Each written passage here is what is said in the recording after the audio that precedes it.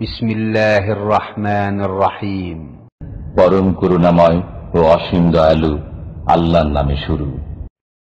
ومن أحسن قولا ممن دعا إلى الله وعمل صالحا وقال إنني من المسلمين.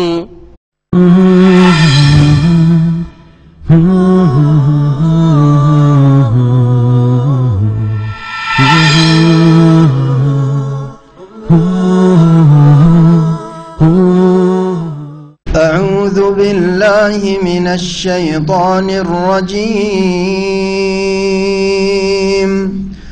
بسم الله الرحمن الرحيم. ألف لام ميم صاد. كتاب أنزل إليك فلا يكن في صدرك حرج منه لتنذر به وذكرى للمؤمنين. اتبعوا ما أنزل إليكم من ربكم ولا تتبعوا من دونه أولياء قليلا ما تذكرون.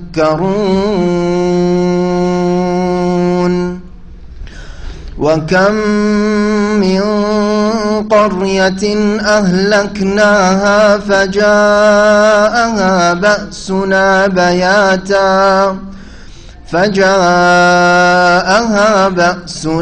بياتا أو هم قائلون.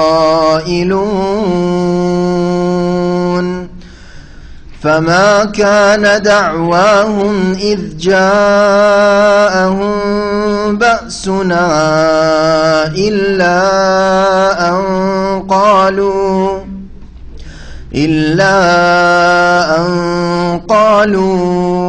إنا كنا ظالمين. فلنسألن الذين أرسل إليهم ولنسألن المرسلين. فلنقصن عليهم بعلم وما كنا غائبين. والوزن يومئذ الحق. فمن ثقلت موازينه فأولئك هم المفلحون. ومن خفت موازينه فأولئك هم الخاسرون. ولقد مكناكم في الأرض وجعلنا لكم فيها معايش. ومن خفت موازينه فأولئك الذين خسروا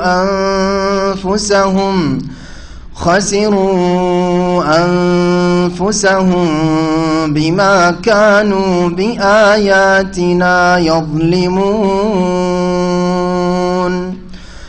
ولقد مكناكم في الأرض وجعلنا لكم فيها معايش قليلا ما تشكرون. ولقد خلقناكم ثم صورناكم ثم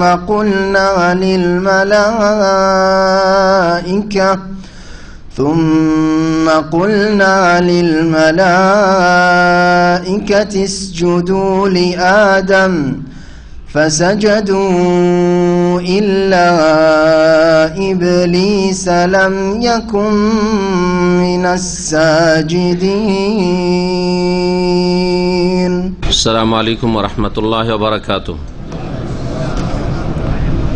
إن الحمد لله نحمده ونستعينه ونستغفره ونعوذ بالله من شرور أنفسنا ومن سيئات أعمالنا من يهده الله فلا مضل له ومن يضلل فلا هادي له وأشهد أن لا إله إلا الله وحده لا شريك له وأشهد أن محمدا عبده ورسوله صلى الله تعالى عليه وعلى آله وصحبه وسلم تسليما كثيرا.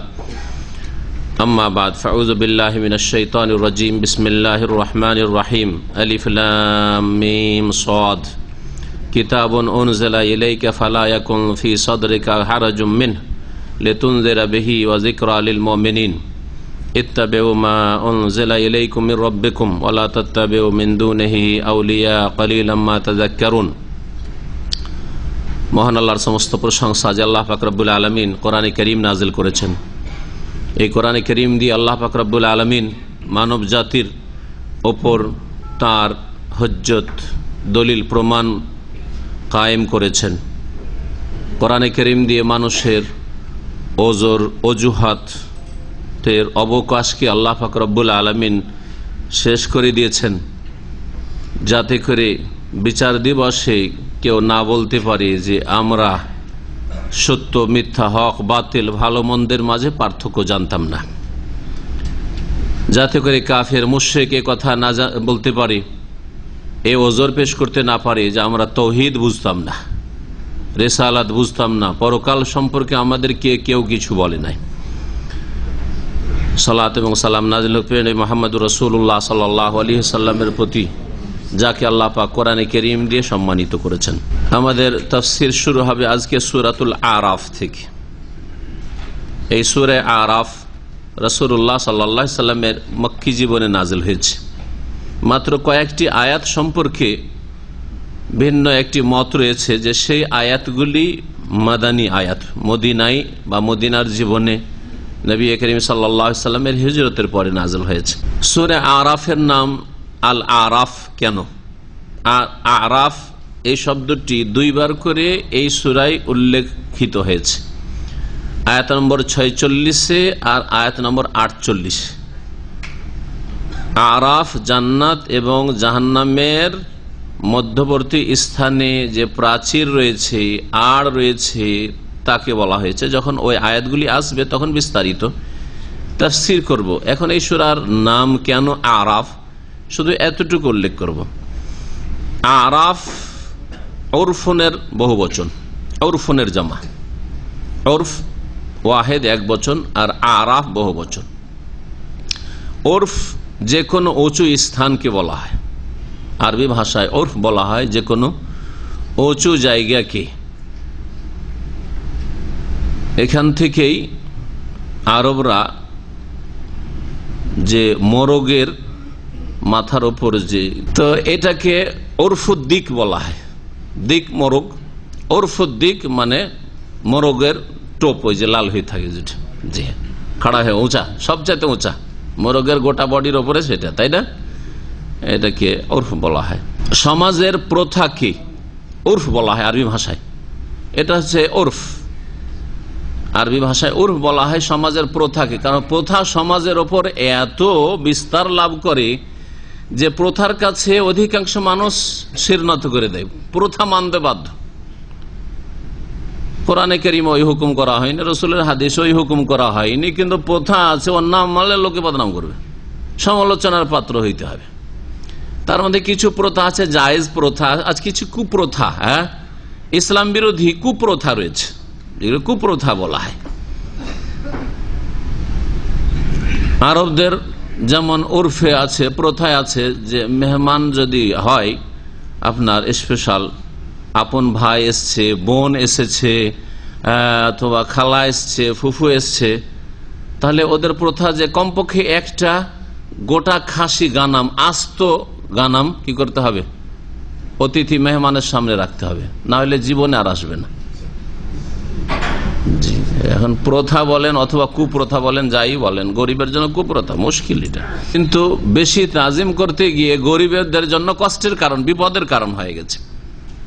আমাদের সমাজে না, 1 কিলো গোস্ত কিনলো চলে, 1 কিলো না থাকে আধা কিলো, অভাব আধা কিলো গোস্ত দিয়ে চলতে পারে। একটা বোনকে বিদায় করা যেতে পারে, একটা ভাইকে বিদায় করা যেতে পারে, একটা আত্মীয় মা খালাকে বিদায় করা যেতে পারে, ঠিক না?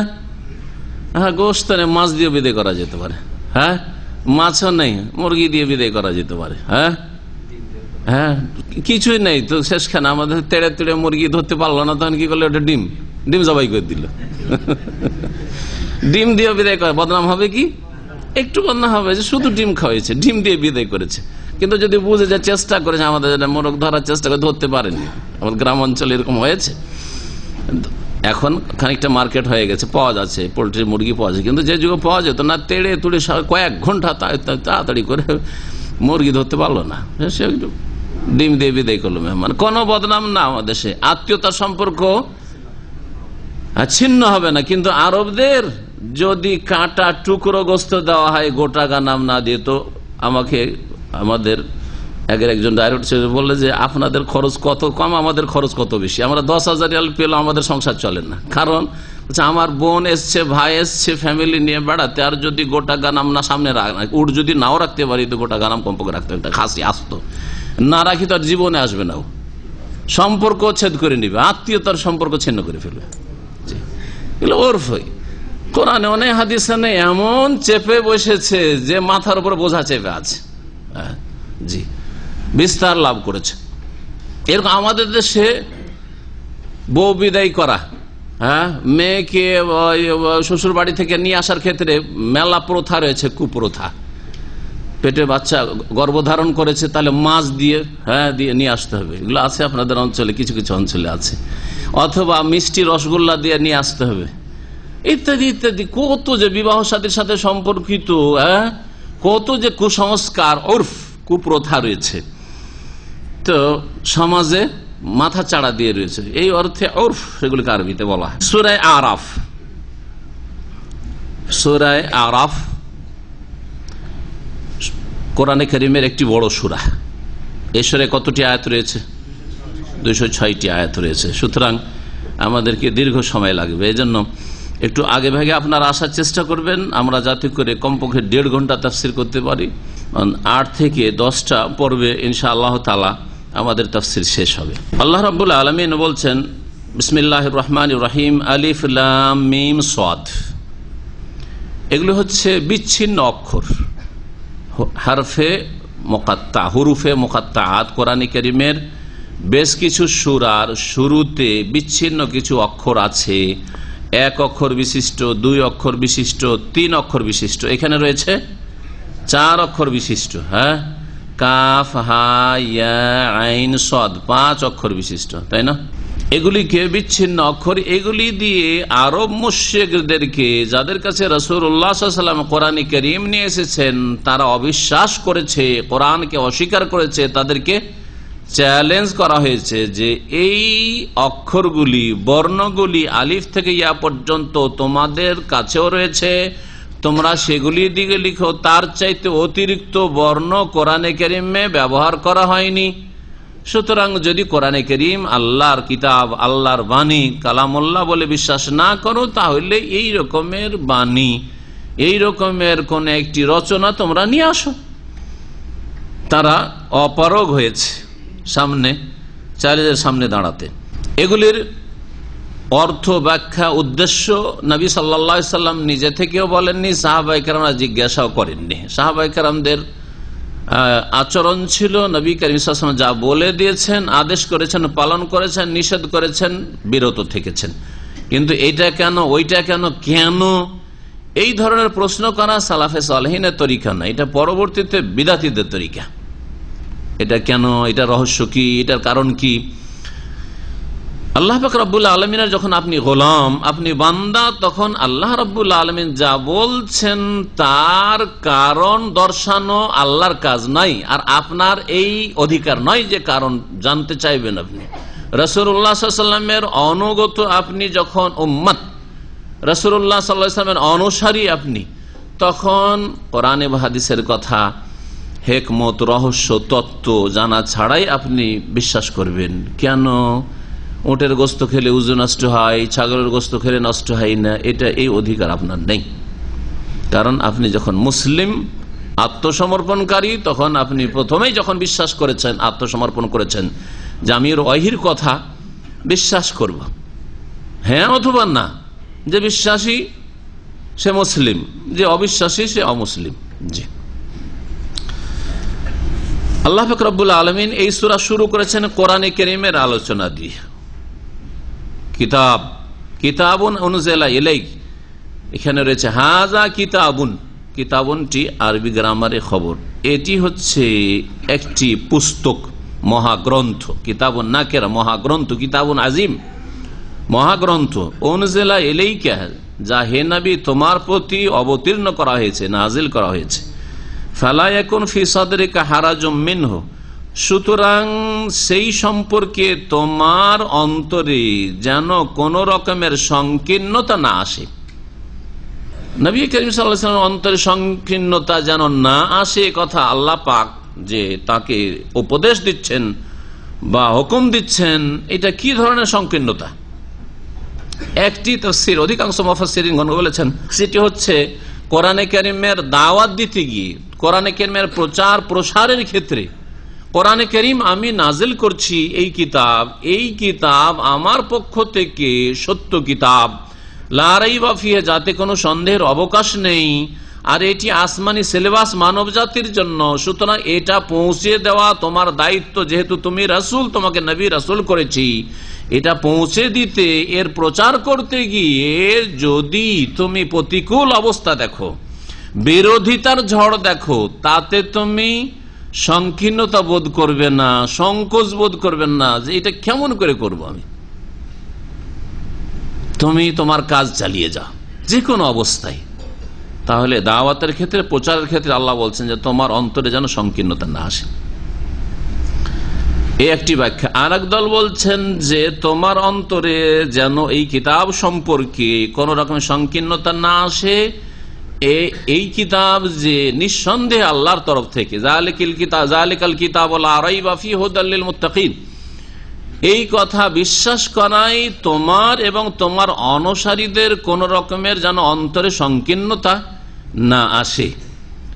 সম্বোধন সরাসরি রাসূলুল্লাহ সাল্লাল্লাহু আলাইহি ওয়াসাল্লামকে করা হলেও আসল উদ্দেশ্য হচ্ছে তার উম্মতদেরকে সম্বোধন করা।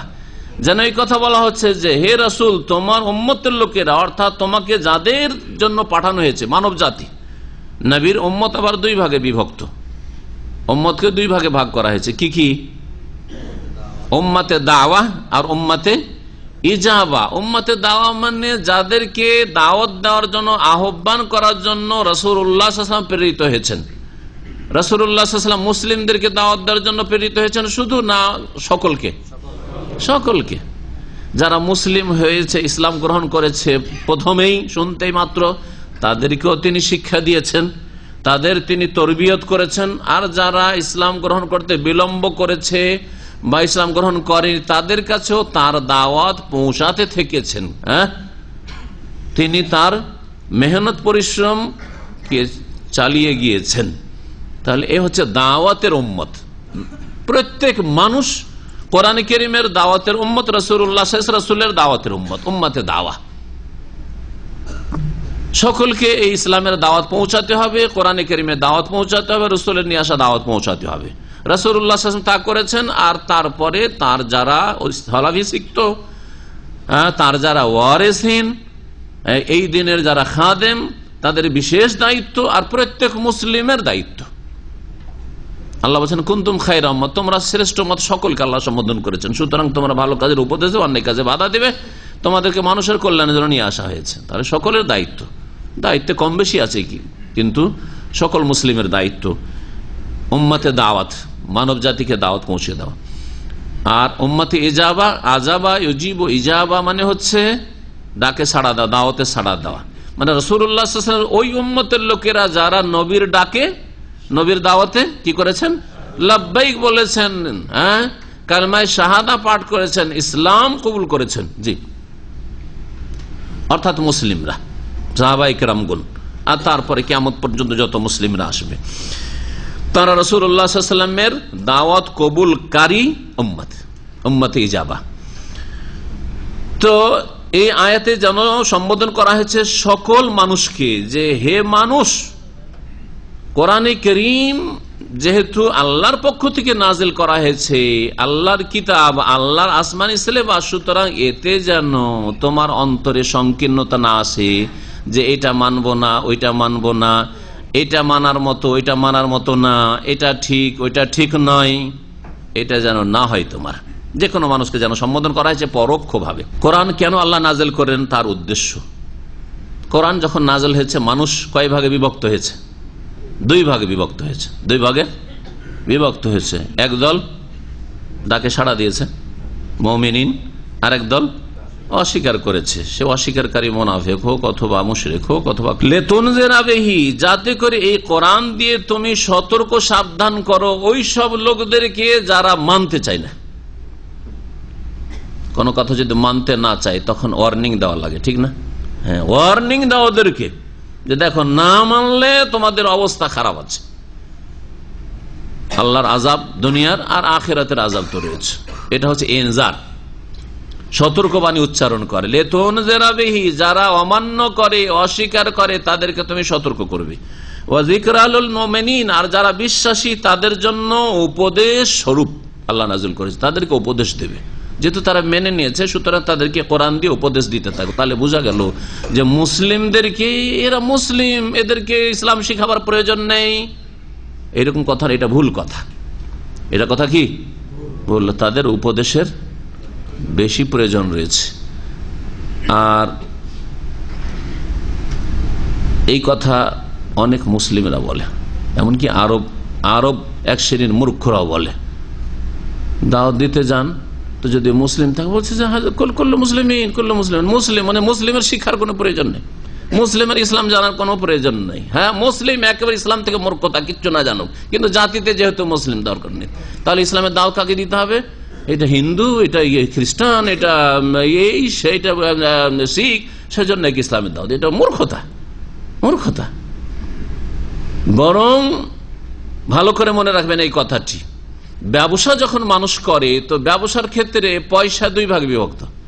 একটা হচ্ছে আসল পুঁজি যেটা ইনভেস্ট করেছেন, আর আরেকটা হচ্ছে মুনাফা, হ্যাঁ, লভ্যাংশ। কোনটা আপনার কাছে বেশি গুরুত্ব রাখে? লাভটা, মুনাফা বেশি? হ্যাঁ, পুঁজি থাকে আর না থাকে লাভটা বেশি করে করতে হবে, বোঝা গেছে?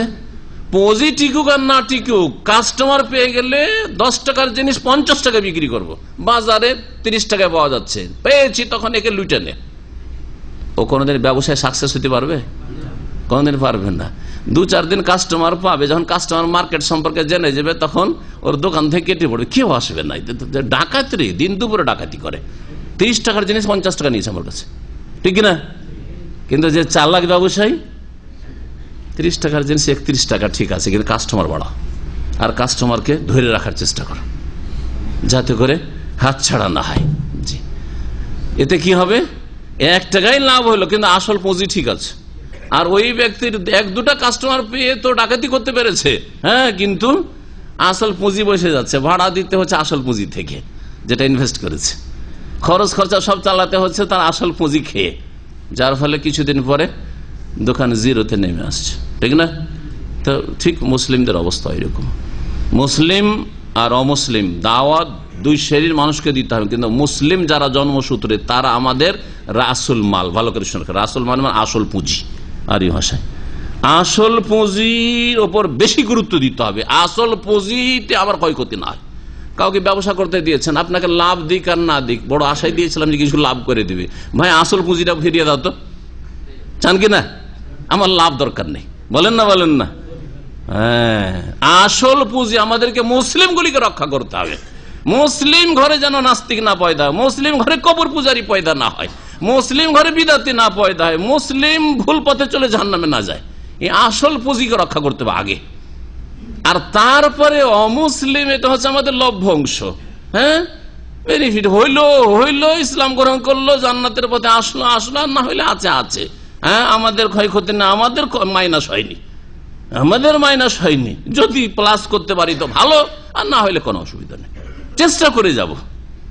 এই মুসলিমদের দাওয়াত আর অমুসলিমের দাওয়াতে এই পার্থক্য রয়েছে। কোনটার বেশি গুরুত্ব আশা করি আমার এই আলোচনায় বুঝতে পারবেন। কিন্তু এক শ্রেণীর লোকেরা মূর্খতার শিকার হয়ে বলে মুসলিমকে আবার কিসের দাওয়াত, মুসলিমকে কিসের দাওয়াত? আরে মুসলিম মদখোর, মুসলিম খুনি, মুসলিম ডাকাত, মুসলিম চোর, মুসলিম আসামি জেলখানায় বেশি, তো এদের দাওয়াতের বেশি পড়ে যান।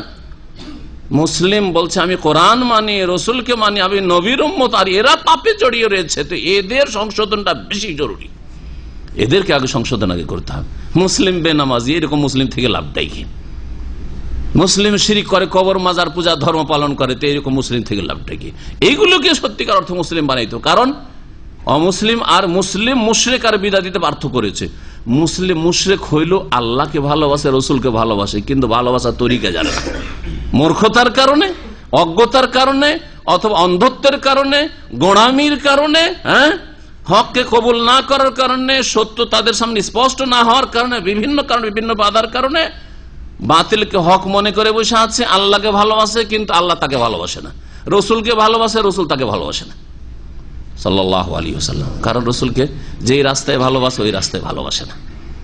দেখেছে, রসুলকে ভালোবাসতে গিয়ে রসুলকে আলেমুল গায়েব, রসুলকে হাজির নাজির, রসুলকে মুখতারিকুর, রসুলের ছায়া ছিল না, রসুল নূরের পয়দা, ইত্যাদি ইত্যাদি। রসুলের মিলাদ করতে হবে, ঈদে মিলাদুন্নবী করতে হবে, যা রসুল করেননি, রসুলের অন্য রাস্তায় চলে গেল। কিন্তু কিসের উদ্দেশ্যে? রসুলকে ভালোবাসার উদ্দেশ্যে এইসব কথাগুলি বলেছিল আর এসব কাজ করেছিল।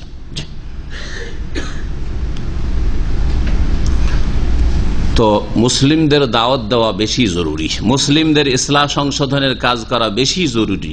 তবে অমুসলিমদেরকে উপেক্ষা করবেন না, আশেপাশে তাদেরকেও দাওয়াত দিতে হবে।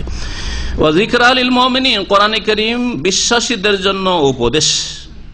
কোরআনে কারীম দ্বারা তুমি মুমিনদেরকে উপদেশ দেবে, আর যারা অমান্যকারী, অস্বীকারী কাফের দ্বিতীয় দল, তাদেরকে সতর্ক সাবধান করবে যে এখনো সতর্ক হয়ে যাও, সাবধান হয়ে যাও, ফিরে আসো, ভুল পথে আছো, ধ্বংসের পথে আছো, নিজের পরিণাম খারাপ করছো ইত্যাদি, সতর্ক সাবধান করো। ইত্তাবিউ মা উনজিলা ইলাইকুম মির রাব্বিকুম, আল্লাহ পাক রব্বুল আলামিন নবী করিম সাল্লাল্লাহু আলাইহি ওয়াসাল্লামকে এবং মুমিন মুসলিমকে সম্বোধন করে এখন বহু বচন জামার সেগা দিয়ে সম্বোধন করছেন। ইত্তাবিউ, তোমরা অনুসরণ করো, মা উনজিলা ইলাইকুম মির রাব্বিকুম, তোমাদের প্রতিপালকের পক্ষ থেকে যা অবতীর্ণ করা হয়েছে বা হচ্ছে তার, যা তোমাদের প্রতিপালকের পক্ষ থেকে নাজিল করা হয়েছে তার কি করো? অনুসরণ করো। কথাটি কত স্পষ্ট কথা। কি নাজিল করা হয়েছে? কি নাজিল করা হয়েছে? প্রথম বলবেন যে ওহী। কি বলবেন? আল্লাহর পক্ষ থেকে কি নাজিল হয়েছে রসুলের ওপর? ওহী নাজিল হয়েছে। ওহী কত ভাগে বিভক্ত? দুই ভাগে বিভক্ত। এক ওহী হচ্ছে কোরআনে কারীমের ওহী, ওহী মাতলু, যার তেলাওয়াত আবৃত্তি হচ্ছে ইবাদত, আল মুতাআব্বাদ বিতিলাওয়াতিহি, কোরআনে কারীমের ওহী। আর আরেক ওহী হচ্ছে হাদিস শরীফের, রাসূলুল্লাহ সাল্লাল্লাহু আলাইহি সাল্লামের বচন, তিনি যা বলেছেন, রাসূলুল্লাহ সাল্লাল্লাহু আলাইহি সাল্লামের আমল তিনি যা করেছেন, আর রাসূলুল্লাহ সাল্লাল্লাহু আলাইহি সাল্লামের অনুমোদন যা সামনে সাহাবীরা করেছেন আর তিনি হ্যাঁ করেছেন বা নীরব থেকেছেন, এগুলি হচ্ছে হাদিস। এই দুটোই হচ্ছে ওহী। তাহলে আমাদেরকে ফলো করতে হবে, মানতে হবে, অনুসরণ করতে হবে, পেছনে চলতে হবে কিসের? কোরআন এবং হাদিসের। ওহীর মানে কোরআন এবং হাদিসের। কোরআন এবং হাদিসে নেই এমন আকীদা মানা যাবে না, এমন ধর্মীয় বিশ্বাস মানা যাবে না। কোরআন এবং হাদিসে ওহীতে নেই এমন ইবাদত করা যাবে না। কোরআন এবং হাদিসে কোন ব্যবসার যদি হারাম ঘোষণা থাকে, বৈধতা না থাকে, তো সেই ব্যবসা করা যাবে না। এ হচ্ছে ইসলামিক জিন্দেগি, এ হচ্ছে মুসলিম লাইফ। ইত্তাবিউ মা উনজিলা ইলাইকুম মির রাব্বিকুম, তোমাদের প্রতিপালকের পক্ষ থেকে তোমাদের উদ্দেশ্যে যা নাজিল করা হয়েছে তার অনুসরণ করো। ওয়ালা তাত্তাবিউ মিন দুনিহি আউলিয়া, আর তা বাদ দিয়ে, মানে আল্লাহর নাজিলকৃত বিধান, ওহী, কোরআন এবং হাদিস বাদ দিয়ে অন্য কিছুর তোমরা অনুসরণ করিও না। আউলিয়া ওয়ালা তাত্তাবি মিন দুনিহি, আর তা বাদ দিয়ে মানে মা উনজিলা, যা নাজিল করা হয়েছে কোরআন এবং হাদিস, তা বাদ দিয়ে অন্য অভিভাবকদের, অন্য পৃষ্ঠপোষকদের তোমরা অনুসরণ করিও না। এই অভিভাবক ব্যক্তি হতে পারে, বস্তু হতে পারে, পথ ও মত হইতে পারে, ইজম মতবাদ হইতে পারে, হ্যাঁ, ধ্যান ধারণা হইতে পারে, মানুষের অনুমান হইতে পারে, মানুষের কিয়াস যুক্তি হইতে পারে, সবকিছু হইতে পারে। আউলিয়ার মধ্যে সবকিছু শামিল। আল্লাহর বিধান কোরআন এবং হাদিস ছাড়া কোন ব্যক্তির কথা মানবে না, কোন বিষয় মানবে না, কোন মতবাদ মানবে না, কোন পথে চলবে না। জি, ওয়ালা তাত্তাবিউ মিন দুনিহি আউলিয়া কালিলাম মা তাযাক্কারুন। তোমরা খুব অল্পই উপদেশ গ্রহণ করছো, খুব কম তোমরা উপদেশ গ্রহণ করছো। আল্লাহ পাক বলছেন, তোমাদেরকে বলে দিলাম যে তোমরা ওহীর অনুসরণ করো, দলিল ভিত্তিক জীবন যাপন করো, প্রমাণ ভিত্তিক তোমরা ইসলাম পালন করো। আর খেয়াল খুশি মুরব্বীরা বলেছেন, বুজুর্গানে দিন বলেছেন, এটা আমাদের সুফিয়ানে কেরাম বলেছেন, আমাদের পীর মাশায়েখরা বলেছেন, এসব তো আউলিয়া। আল্লাহ পাক তাদের অনুসরণ করতে নিষেধ করছেন। এমন আউলিয়া যাদের আল্লাহ পাক রব্বুল স্বীকৃতি দান করেন যে তাদের হাতে বিধান রচনা রয়েছে, তাদের হাতে শরীয়ত রচনা রয়েছে, তারা শরীয়তের হালাল হারাম বা আকীদা দেবেন। আমাদের দেশের মুরব্বীদেরকে জিজ্ঞেস করবেন, এক শ্রেণী আলেমদেরকে, ওখানে বুঝতে পারেন যে এরা বিদাতি আলেম, যে নবী সাল্লাল্লাহু আলাইহি ওয়াসাল্লামের ছায়া ছিল না, এই কথাটা কোন হাদিসে আছে? বলছে আমাদের পীর মাশায়েখরা তো এটাই বলেছে, আমাদের মুরব্বীরা এটাই বলেছেন। তো আল্লাহকে বাদ দিয়ে, আল্লাহর বিধান কোরআন হাদিসের দলিল বাদ দিয়ে অন্যের অনুসরণ করলো না? আচ্ছা, তাদের সুফিয়ানা টার্মগুলির কথা বলি। হ্যাঁ, ফানাফিল্লাহ এটা সবচেয়ে উচ্চ স্তর, তারপরে ফানাফির রাসূল আর ফানাফির শেখ, যে স্তরগুলি রয়েছে, ওদেরকে জিজ্ঞেস করি এগুলো কোন কোরআনের আয়াতে রয়েছে বা কোন রসুলের হাদিসে রয়েছে। বলছে যে এটাই তো তাসাউফের শিক্ষা। আমাদের বুজুর্গানে দিন, বড় বড় ওলামা, আমার শায়েখে, তারা এগুলো বয়ান করেছেন তাদের কিতাবে। হ্যাঁ, তাদের কিতাবে বয়ান করেছেন। তো এগুলি আল্লাহর ওহী বাদ দিয়ে অন্যের অনুসরণ করা নয়, যা আল্লাহ নিষেধ করেনি। ওয়ালা তাত্তাবিউ মিন দুনি আউলিয়া করেছেন না করেন নাই? জি হ্যাঁ, এইভাবে দলিল ছাড়া, দলিল প্রমাণ ছাড়া যে কোনো কিছুর ক্ষেত্রে, এই জন্য বললাম আকীদার ক্ষেত্রে হলে এমন আকীদা মানা যাবে যেটা কোরআন হাদিসে নেই, ইবাদতের ক্ষেত্রে এমন ইবাদত করা যাবে না যেটা কোরআন হাদিসে নেই। হ্যাঁ, এইরকমই কোরআন এবং হাদিস মামলাতের ক্ষেত্রে যদি কোরআন হাদিসে যদি কোনো কিছু হারাম করা হয় তাহলে সেটা হালাল করা যাবে না, অথবা কোনো কিছু হালাল করা হয় সেটাকে হারাম করার কোনো অধিকার নেই। একদিন এক বড় বক্তা এসছে, আমরা তখন নাবালক ছিলাম। আমার ওস্তাদ একজন ছিলেন সহিহ আকীদার লোক, ওই মজলিসে ওই বড় বক্তার সাথে ছিলেন, যাকে বলা হয়তো কোন একটা ভালো বক্তা সম্রাট বলা হয়তো। বক্তা সম্রাট, একটা হচ্ছে আন্তর্জাতিক বক্তা, আর একটা হচ্ছে বক্তা সম্রাট, এটা ওদের তাদের উপাধি। এই বক্তা সম্রাটকে তখন ওই কাঁসার থালা বুঝলেন তো, হ্যাঁ, কাঁসার থালা, আগে যুগে কাঁসার থালাতে খাওয়াটা একটা বড় মান সম্মান ছিল। আমি নিজে বাড়িতে এক যুগে কাঁসার থালা, ছেলেরা সব হালকা প্লেটে খাচ্ছে, কিন্তু আমাকে আমার ফ্যামিলি যেহেতু বাপের বড় ছেলে, মায়ের বড় ছেলে, তারপরে প্রথম যখন বড় ছেলে তখন প্রথম আমার স্ত্রী বাড়িতে এসছে, সুতরাং আমার জন্য কাঁসার থালা, এটা খাতির, বোঝা গেছে? তো এখন উঠে গেছে, ওগুলো আছে, পড়ে আছে ওই সেলফি আলমারিতে, কোথায় যে রাখা আছে আল্লাহ পাক ভালো জানে কোথায় রাখা আছে। কাঁসার থালাতে খেতে দিয়ে দিয়েছে ওই বক্তা সম্রাটকে। তখন ও বলছে যে কাঁসার থালায় খাওয়া তো মাকরুহ, বক্তা সম্রাট বলছে। তখন ওই যে সহিহ আহলাদিস আলেম ছেলে বলছে যে এই মাকরুহ, কাঁসার থালায় খাওয়াটা মাকরুহ, এটা কোন হাদিসে আছে? তো বলছে যে আমাদের বুজুর্গানে দিন তো এটাই বলেছেন। বক্তা সম্রাট বলছেন আমাদের মুরব্বীরা বুজুর্গানে দিন তো এটাই বলে আসছেন সবসময় যে কাঁসার থালায় খাওয়া মাকরুহ, সুতরাং মাকরুহ। দেখলেন, ওয়ালা তাত্তাবিউ মিন দুনি আউলিয়া, কোরআনেও নেই, হাদিসে নেই মাকরুহ, বুজুর্গানের দিনের ধর্মে আছে মাকরুহ। এইবার বুঝলেন? আর কত মশলা বুঝাবো? এইরকমই ঈদ দুটো, ঈদ উল ফিতর, ঈদ উল আজহা, তৃতীয় ঈদ, চতুর্থ ঈদ, কোন ঈদ নেই। আর সাপ্তাহিক ঈদ বলতে পারেন যে জুমা। এছাড়া ঈদে মিলাদুন নবী আর আমার ম্যারেজ ডে উৎসব। ঈদ মানে উৎসব, ভালো করে মনে রাখেন। আপনি ঈদ যদি না বলেন আবার ম্যারেজ ডে কে ঈদ হবে না এমন কথা, ওটা আপনার ঈদ। বরং ঈদের দিনে এত খাদ্য পানির ব্যবস্থা হয় না, ধুমধাম হয় না, যা ম্যারেজ ডেতে হচ্ছে, বার্থডেতে হচ্ছে, স্বাধীনতা দিবসে হচ্ছে, জাতীয়তা দিবসে হচ্ছে, আর ভাষা দিবসে হচ্ছে, আর অমুক দিবসে হচ্ছে। হচ্ছে না? এত খরচ করা হচ্ছে, এত ধুমধাম হচ্ছে যা ঈদুল ফিতর হয় না, ঈদুল আজহা হয় না, তাহলে বোঝা গেল যে কোনটা বড় ঈদ, অন্যগুলো বড় ঈদ, ঠিক না? তাহলে এতে কি ওয়ালা তাত্তাবিউ মিন দুনিহি আউলিয়ার অন্তর্ভুক্ত নয় যে আল্লাহর ওহী ছাড়া, কোরআন এবং হাদিস ছাড়া অন্য অভিভাবক, পৃষ্ঠপোষক, বিধানদাতাদের অনুসরণ করিও না। কোরআনের আইন রয়েছে, কোরআনী বিধান রয়েছে, হুদুদ ও তাজিরাত রয়েছে, দণ্ডবিধান রয়েছে, তা বাদ দিয়ে মানব রচিত বিধান দিয়ে চোরের শাস্তি দেওয়া, ডাকাতের শাস্তি দেওয়া, ব্যভিচারকারীর ধর্ষণের শাস্তি নির্ণয় করা, এগুলো মানুষের তৈরি করা, এগুলি হচ্ছে ওয়ালা তাত্তাবিউ মিন দুনি আউলিয়া। জি, কোরআন এবং হাদিসের বিধানে তাওহীদ রয়েছে, এক আল্লাহর ইবাদত রয়েছে, রাসূলের তরিকা রয়েছে এক আল্লাহর ইবাদতে। কবর মাজার পূজা, আল্লাহ ছাড়া অন্যকে সিজদা করা, এটি হচ্ছে ওয়ালা তাত্তাবিউ মিন দুনি আউলিয়া। এক কথায় সমস্ত বাতিল যত মতবাদ রয়েছে, পথ আর মত রয়েছে, সবগুলি এই গুমরাহির শামিল, যাতে থেকে আল্লাহ সতর্ক করেছেন ওয়ালা তাত্তাবিউ মিন দুনিহি আউলিয়া। আল্লাহ নাজিলকৃত বিধান বাদ দিয়ে অন্য পৃষ্ঠপোষকদের, অভিভাবকদের তোমরা অনুসরণ করিও না। সুতরাং মানবরচিত বিধানের খেদমত করবেন না, আল্লাহর ওহীর খেদমত করবেন।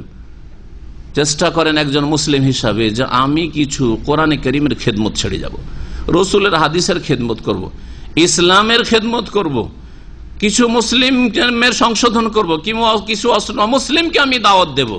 আর মানুষের তৈরি করা পথ আর মতের খেদমত করবেন, দলের খেদমত করবেন, সংগঠনের খেদমত করবেন।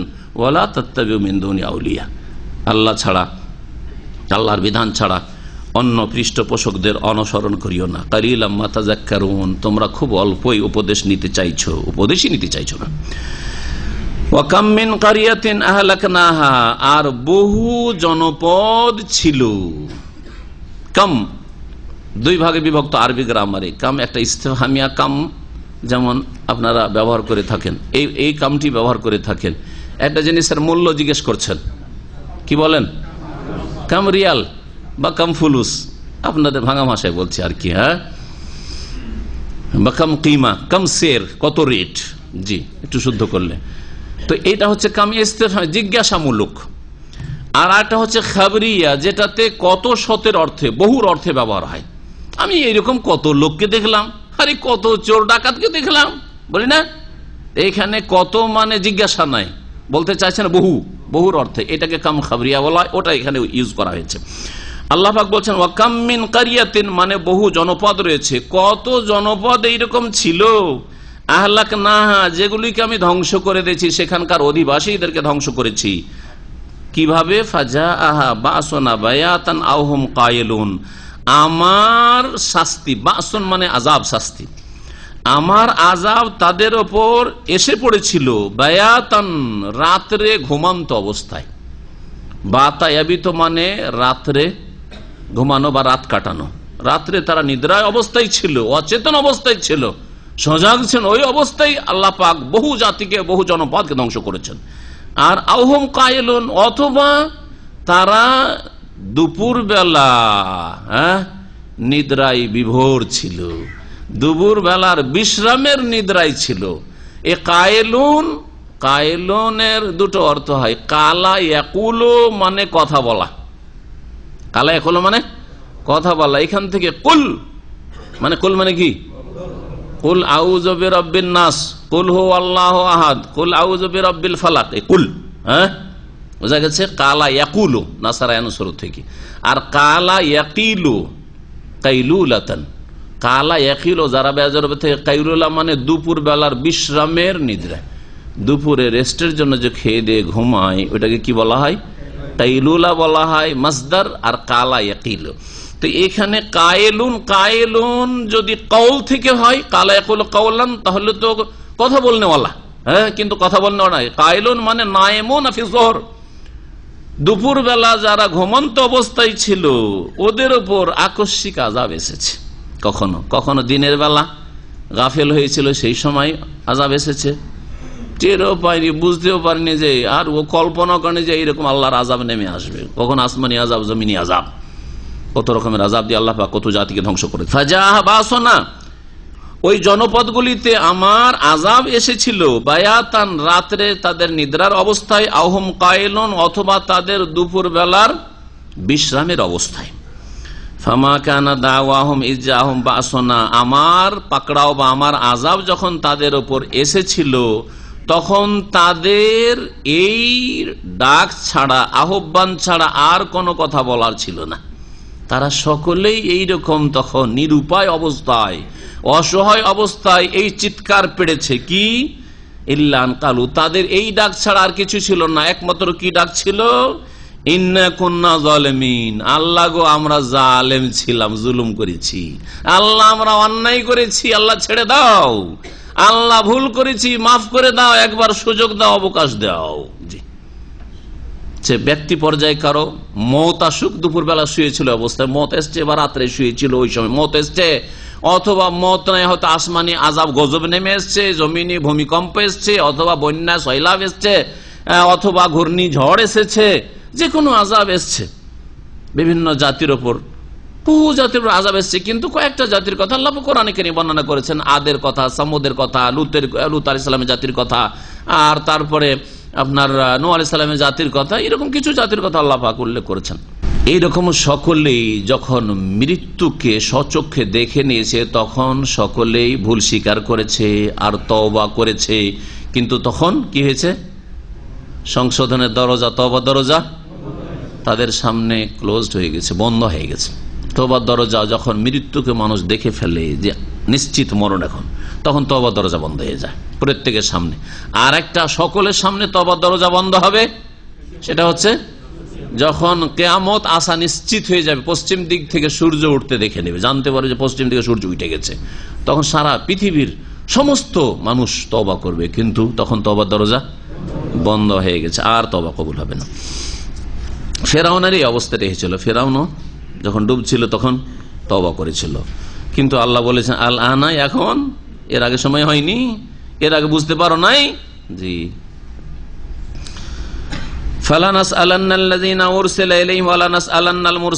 আল্লাহ পাক রব্বুল আলামিন বলছেন যে অবশ্যই অবশ্যই দুই শ্রেণীর মানুষকে আমি জিজ্ঞেস করব।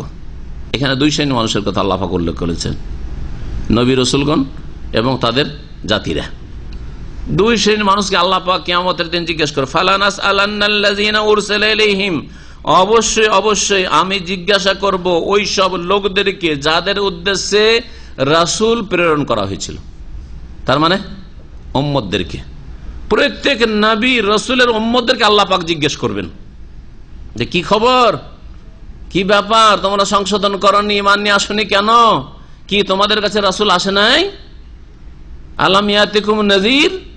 হ্যাঁ, তখন কি বলবে? কালু বালা। হ্যাঁ জি, কালু বালা, সূরা জুমারে রয়েছে, ওয়ালাকিন হাক্কাত কালিমাতুল আযাবে আলাল কাফিরিন। আল্লাহ পাক রব্বুল আলামিন বলছেন যে জাতিকেও জিজ্ঞেস করব, আর ওয়ালানাস আল্লাহনাল মুরসালিন, অবশ্যই অবশ্যই আমি জিজ্ঞেস করব রাসূলগণ কি, যারা প্রেরিত তাদেরকে। মুরসাল মানে প্রেরিত, আর ওর জমা হচ্ছে, বহুবচন হচ্ছে মুরসালিন বা মুরসালুন।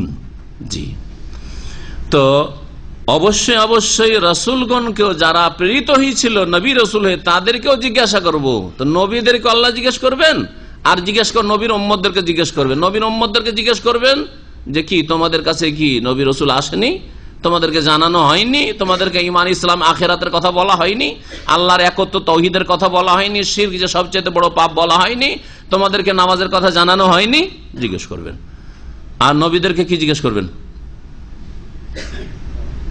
হ্যাঁ, নবীদেরকে দুটো কথা জিজ্ঞেস করবেন। একটা জিজ্ঞেস করবেন যে কি তোমরা তোমাদেরকে যে দায়িত্ব দিয়েছিলাম, দায়িত্ব পালন করেছিলে, মানে দাওয়াত পৌঁছিয়েছিলে, আমার দাওয়াত দেওয়ার জন্য তোমাদেরকে রাসূল করে দূত করে যে পাঠিয়েছিলাম, তো এই দাওয়াতটা পৌঁছিয়েছিলে? এটা একটা প্রশ্ন হবে। দ্বিতীয় প্রশ্ন হবে যে পৌঁছে দেওয়ার পরে তারা জবাবটা কি দিয়েছিল, তারা কি মেনেছিল তোমাদের কথা, এদের সম্পর্কে জবাব দাও।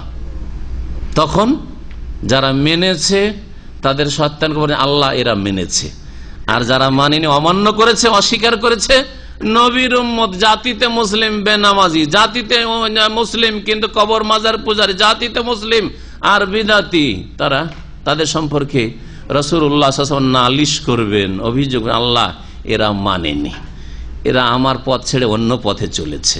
হ্যাঁ বলবেন এরা বেনামাজি ছিল, এরা নামাজ পড়েনি, এরা আমার দাওয়াত পুরোপুরি মানেনি, এরা জাতিতে ভাগ্যচক্রে এরা মুসলিম হয়েছিল, কিন্তু এরা স্বেচ্ছায় আগ্রহের সাথে এরা আত্মসমর্পণ করেনি তোমার সামনে, ওহির সামনে।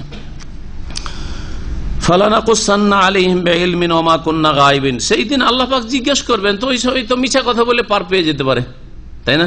বলছে মিছা কথা বলে ওখানে বাঁচা যাবে না, এটা থানাতে চলে। হ্যাঁ, তদন্তের সময় হয়তো অনেক সময় চলে যে কোনো সাক্ষী প্রমাণ নিয়ে আসা গেল না, আর মিথ্যা বলে হয়তো কোন রকম করে আপনি অব্যাহতি পেয়ে গেলেন দুনিয়ার আসামির কাঠ গড়ায়, কিন্তু আল্লাহ পাকের কাছে পাবেন না। কারণ আল্লাহ পাক রব্বুল আলামিন জিজ্ঞাসা করছেন শুধু যাতে কি বলছো দেখা যায় কি বলছে, কিন্তু আল্লাহ তো জানছেন সবকিছু, তাই না? রসুলকেও জিজ্ঞাসা করছে, তাও আল্লাহ রসুল পৌঁছাইছেন কিনা তাও জানছেন আল্লাহ পাক রব্বুল, আর রসুলকে কি জবাব দেওয়া হয়েছে তাও জানছেন।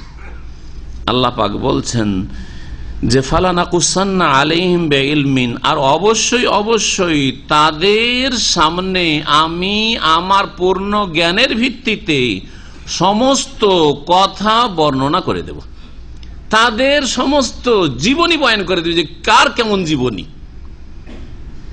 কার ইবাদত বন্দেগী ঠিক আছে, কার আকীদা ঠিক আছে, কার আকীদা ঠিক নাই, কার ইবাদতে ফরজে ঘাটতি রয়েছে, কার কাবিরা গুনাহ পাপ রয়েছে, কে খুন করে এসছে, কে জেনা করে এসছে, কে মদ খেয়ে এসছে, কে বিনা তওবা এসছে, কে তওবা করেছে। ফালানাকুসান্না কিসসা থেকে কাহিনী বর্ণনা করা, প্রত্যেক মানুষের সারা জীবনের কাহিনী আল্লাহ পাক তার পূর্ণ জ্ঞানের ভিত্তিতে বয়ান করে দিবেন। সেই দিন আল্লাহ শুনিয়ে দেবেন যে দেখো তোমাদের সব রেকর্ড করা আছে। কিভাবে আল্লাহ শুনিয়ে দেবেন? তো আল্লাহ বলছেন ওর জবাবে, কারণ ওয়ামা কুন্না গায়েবিন, আমি তো অনুপস্থিত ছিলাম না, আমি তো অনুপস্থিত গায়েব না যে আমার অগোচরে করে ফেলেছে আমি জানতে পারি, আমি তো সব জানি।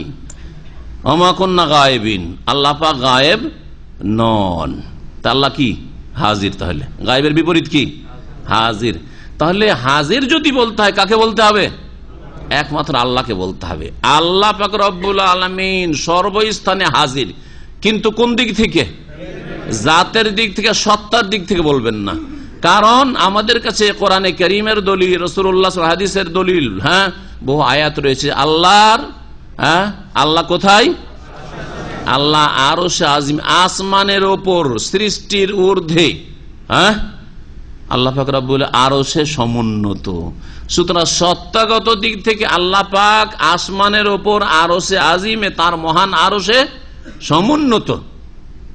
বাকি জ্ঞানের দিক থেকে, ক্ষমতার দিক থেকে, হ্যাঁ এটা সাধারণভাবে এইরকম বহু দিক হতে পারে, সেই সব দিক থেকে আল্লাহ পাক সমস্ত কিছুর জ্ঞান রাখেন, সব জায়গার জ্ঞান রাখেন, সকল ব্যক্তির বস্তুর জ্ঞান রাখেন। আল্লাহ পাক সবকিছুর উপর ক্ষমতা রাখেন, এটা হচ্ছে কুদরত ক্ষমতার দিক থেকে। আর খাস বান্দাদের সাথে আল্লাহ পাক হেফাজতের দিক থেকে, আল্লাহ পাক রব্বুল তৌফিকের দিক থেকে, আল্লাহ পাক রব্বুল আলামিন তাদের সুরক্ষার দিক থেকে, বিভিন্ন দিক, আরো খাস খাস দিক বলতে পারেন। ওমা কুন্না গায়বিন, যখন আল্লাহ পাক শুধু হাজির তার ইলম এবং কুদরতের দিক থেকে, তাহলে রাসূলুল্লাহ সাল্লাল্লাহু আলাইহি ওয়াসাল্লামকে হাজির নাজির বলা যে বেরেলভি রেজভি আকীদা রয়েছে, সেটা বড় শিরকি আকীদা। এটা আল্লাহর রুবুবিয়তে শরীক করে দাও, আল্লাহর কাজে শরীক করে দাও, যে আল্লাহও তার ক্ষমতা এবং জ্ঞানের ক্ষেত্রে, জ্ঞানের দিক থেকে, আরো বহু দিক থেকে, যে দিক থেকে আল্লাহ পাকের জন্য উপযোগী হইতে পারে, আল্লাহ সব জায়গায় হাজির। আর নবীকে বললেন যে নবীও হাজির নাজির, তাহলে আল্লাহর সাথে শরীক করলেন না? করলেন না। নাজির মানে হচ্ছে দেখনেওয়ালা, নাজারা ইয়ানজুর, নাজির মানে দেখেন, সব জায়গায় দেখেন সব সময়। এটা কে? একমাত্র আল্লাহ। ফায়ানজুরা কাইফা তা'মালুন ফানাজিরুন কাইফা তা'মালুন, হাদিসে রয়েছে। জি, আল্লাহ দেখছেন যে কেমন কি করছো তোমরা, কিন্তু রাসূলও দেখছেন। তাহলে আল্লাহর দেখাতে শরীক করে দিলেন না। তাহলে বোঝা গেল যে নবীকে কেউ যদি হাজির বলে, নাজির বলে, তাহলে সে বড় শিরক করল, আল্লাহ পাকের কাজে রুবুবিয়তে শিরক করল। আল্লাহ পাক তারপরে বলছেন দাঁড়ি পাল্লার কথা। আখিরাতের একটি স্তর হচ্ছে যে মানুষের নেকি এবং গুনাহ কি হবে? ওজন করা হবে, মাপা হবে। আল্লাহ বলছেন ওয়াল ওয়াজনু ইয়াউমাইযিনিল হক, সেই দিনের ওজন হচ্ছে চিরসত্য। হক এর একটি অর্থ চিরসত্য। অধিকাংশ তাফসীরকাররা হকের অর্থ করেছেন মানে আল আদলু, ন্যায় সঙ্গত, তার মানে ঠিক ঠিক ওজন হবে। ওয়াল ওয়াজনু ইয়াউমাইযিনিল হক, সেই দিন বিচার দিবসে ওজন হবে একবারে ঠিক ঠিক, একবারে সঠিক ওজন হবে। আল হক মানে সঠিক ওজন হবে, সুবিচারের ওজন হবে। কারণ অন্য আয়াতে রয়েছে, আল্লাহ পাক বলেছেন সূরা আম্বিয়াতে, ওয়া নাযাউল মাওয়াজিন লিয়াউমিল কিয়ামাহ, আমি ন্যায়ের দাড়ি পাল্লা কায়েম করব কিয়ামতের দিবসে। ফালা তুযলামু নাফসুন শাইয়্যা, কোন ব্যক্তির ওপর সামান্যতম কোনো জুলম করা হবে না, ঘাটতি ত্রুটি করা হবে না। ওয়া ইন কানা মিসকাল হাববাতিন মিন খারদাল, সরিষা পরিমাণ, সরিষার দানার সমান যদি কোনো একটা নেকি থাকে অথবা গুনাহ থাকে, আতাইনা বিহা, তাহলে সেটাকে আমি হাজির করব, নিয়ে আসব। ওয়া কাফা বিনা হাসিবিন, আর আমি হিসাব নেওয়ার জন্য যথেষ্ট। এখানে আল মাওয়াজিন মিজানের বহুবচন, দাঁড়ি পাল্লা রয়েছে আখিরাতে।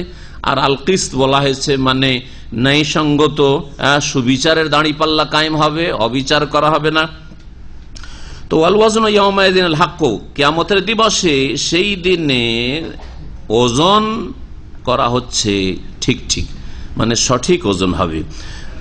ফামান সাকুলাত মাওয়াজিনুহু, সুতরাং সেই দিন যার দাঁড়ি পাল্লা মানে নেকির দাঁড়ি পাল্লা ভারী হবে, ফাউলাইকা হুমুল মুফলিহুন, যাদের, যেহেতু উলাইকা বহু বচন রয়েছে সুতরাং বলে ফামান সাকুলাত, মান শব্দটি এমন যেটা এক বচনের ক্ষেত্রে ব্যবহৃত হয় আর বহু বচনের ক্ষেত্রে ব্যবহৃত হয়। যেমন মান আনতা মানে কি, মান আনতা মানে তুমি, আর মান আনতুম, এ তো এখানে ওখানে মান বললাম, এখানে মানতে, এখানে তোমরা করে দিলেন। আনতাতে আনতুম হলো, কিন্তু মান চেঞ্জ হয়নি, হয়েছে কি? এই জন্য বললাম যে মানটি এক বচনের অর্থ বহন করে আর বহু বচন অর্থ বহন করে। আরবি তাহলে শিখলেন, ঠিক না? এইখানে ওই রকমই। ফামান সাকুলাত মাওয়াজিনুহু, যাদের দাড়ি পাল্লা কি হয়ে যাবে, ভারী হবে। কোন দাড়ি পাল্লা? কিসের পাল্লা? নেকির পাল্লা। কারণ নেকির পাল্লা ভারী হইলেই সফল কাম হবে। ফাউলাইকা হুমুল মুফলিহুন, তারাই সফল কাম হবে। কারণ আসল পাল্লা হচ্ছে নেকির পাল্লা, ওই জন্য নেকির পাল্লাকে এখানে নেকি শব্দটি উল্লেখ করা প্রয়োজনীয় হয়নি। ওমান খাফাত মাওয়াজিনুহু, আর যার দাড়ি পাল্লা হালকা হয়ে যাবে। কোন পাল্লা হালকা হবে? নেকির পাল্লা হালকা হয়ে যাবে। যাদের নেকির পাল্লা হালকা হয়ে যাবে, তাহলে গুনহার পাল্লা ভারী হয়ে যাবে। ফাউলাইকাল্লাযিনা খাসিরু আনফুসাহুম, তারাই নিজেদেরকে ক্ষতিগ্রস্ত করবে, তারাই নিজেদের ক্ষেত্রে ক্ষতিগ্রস্ত। কেন ক্ষতিগ্রস্ত? বেমা কানু বিআয়াতিনা ইয়াজলামুন, কারণ তারা আমার আয়াতের সাথে জুলমের আচরণ করেছে। আল্লাহ পাকের বিধানের সাথে কি করেছে? এখানে আয়াত বলতে কোরআন এবং হাদিসের বিধি বিধান বোঝানো হয়েছে। আয়াত বিধানগত আয়াত, কোরআনে কারীমের বিধান, রাসূলুল্লাহ হাদিসের বিধান, সবগুলি এই অর্থে শামিল। আমার আয়াতের উপরে জুলুম করেছে, তো আল্লাহ পাকের আয়াতের উপরে জুলুম করা কেমন? কুফরি করা, অমান্য করা, অস্বীকার করা, হ্যাঁ, তারপরে আমল না করা, কর্ম না করা। কোরআন আল্লাহর কালাম, কিন্তু আমল, আকিমুস সালাহ বলছে নামাজ পড়ি না, ওয়াতুজ যাকাত, যাকাত দিই না, কুতিবা আলাইকুমুস সিয়াম, রোজা ফরজ করা হয়েছে, রোজা রাখতে পারি না, ঠিক না?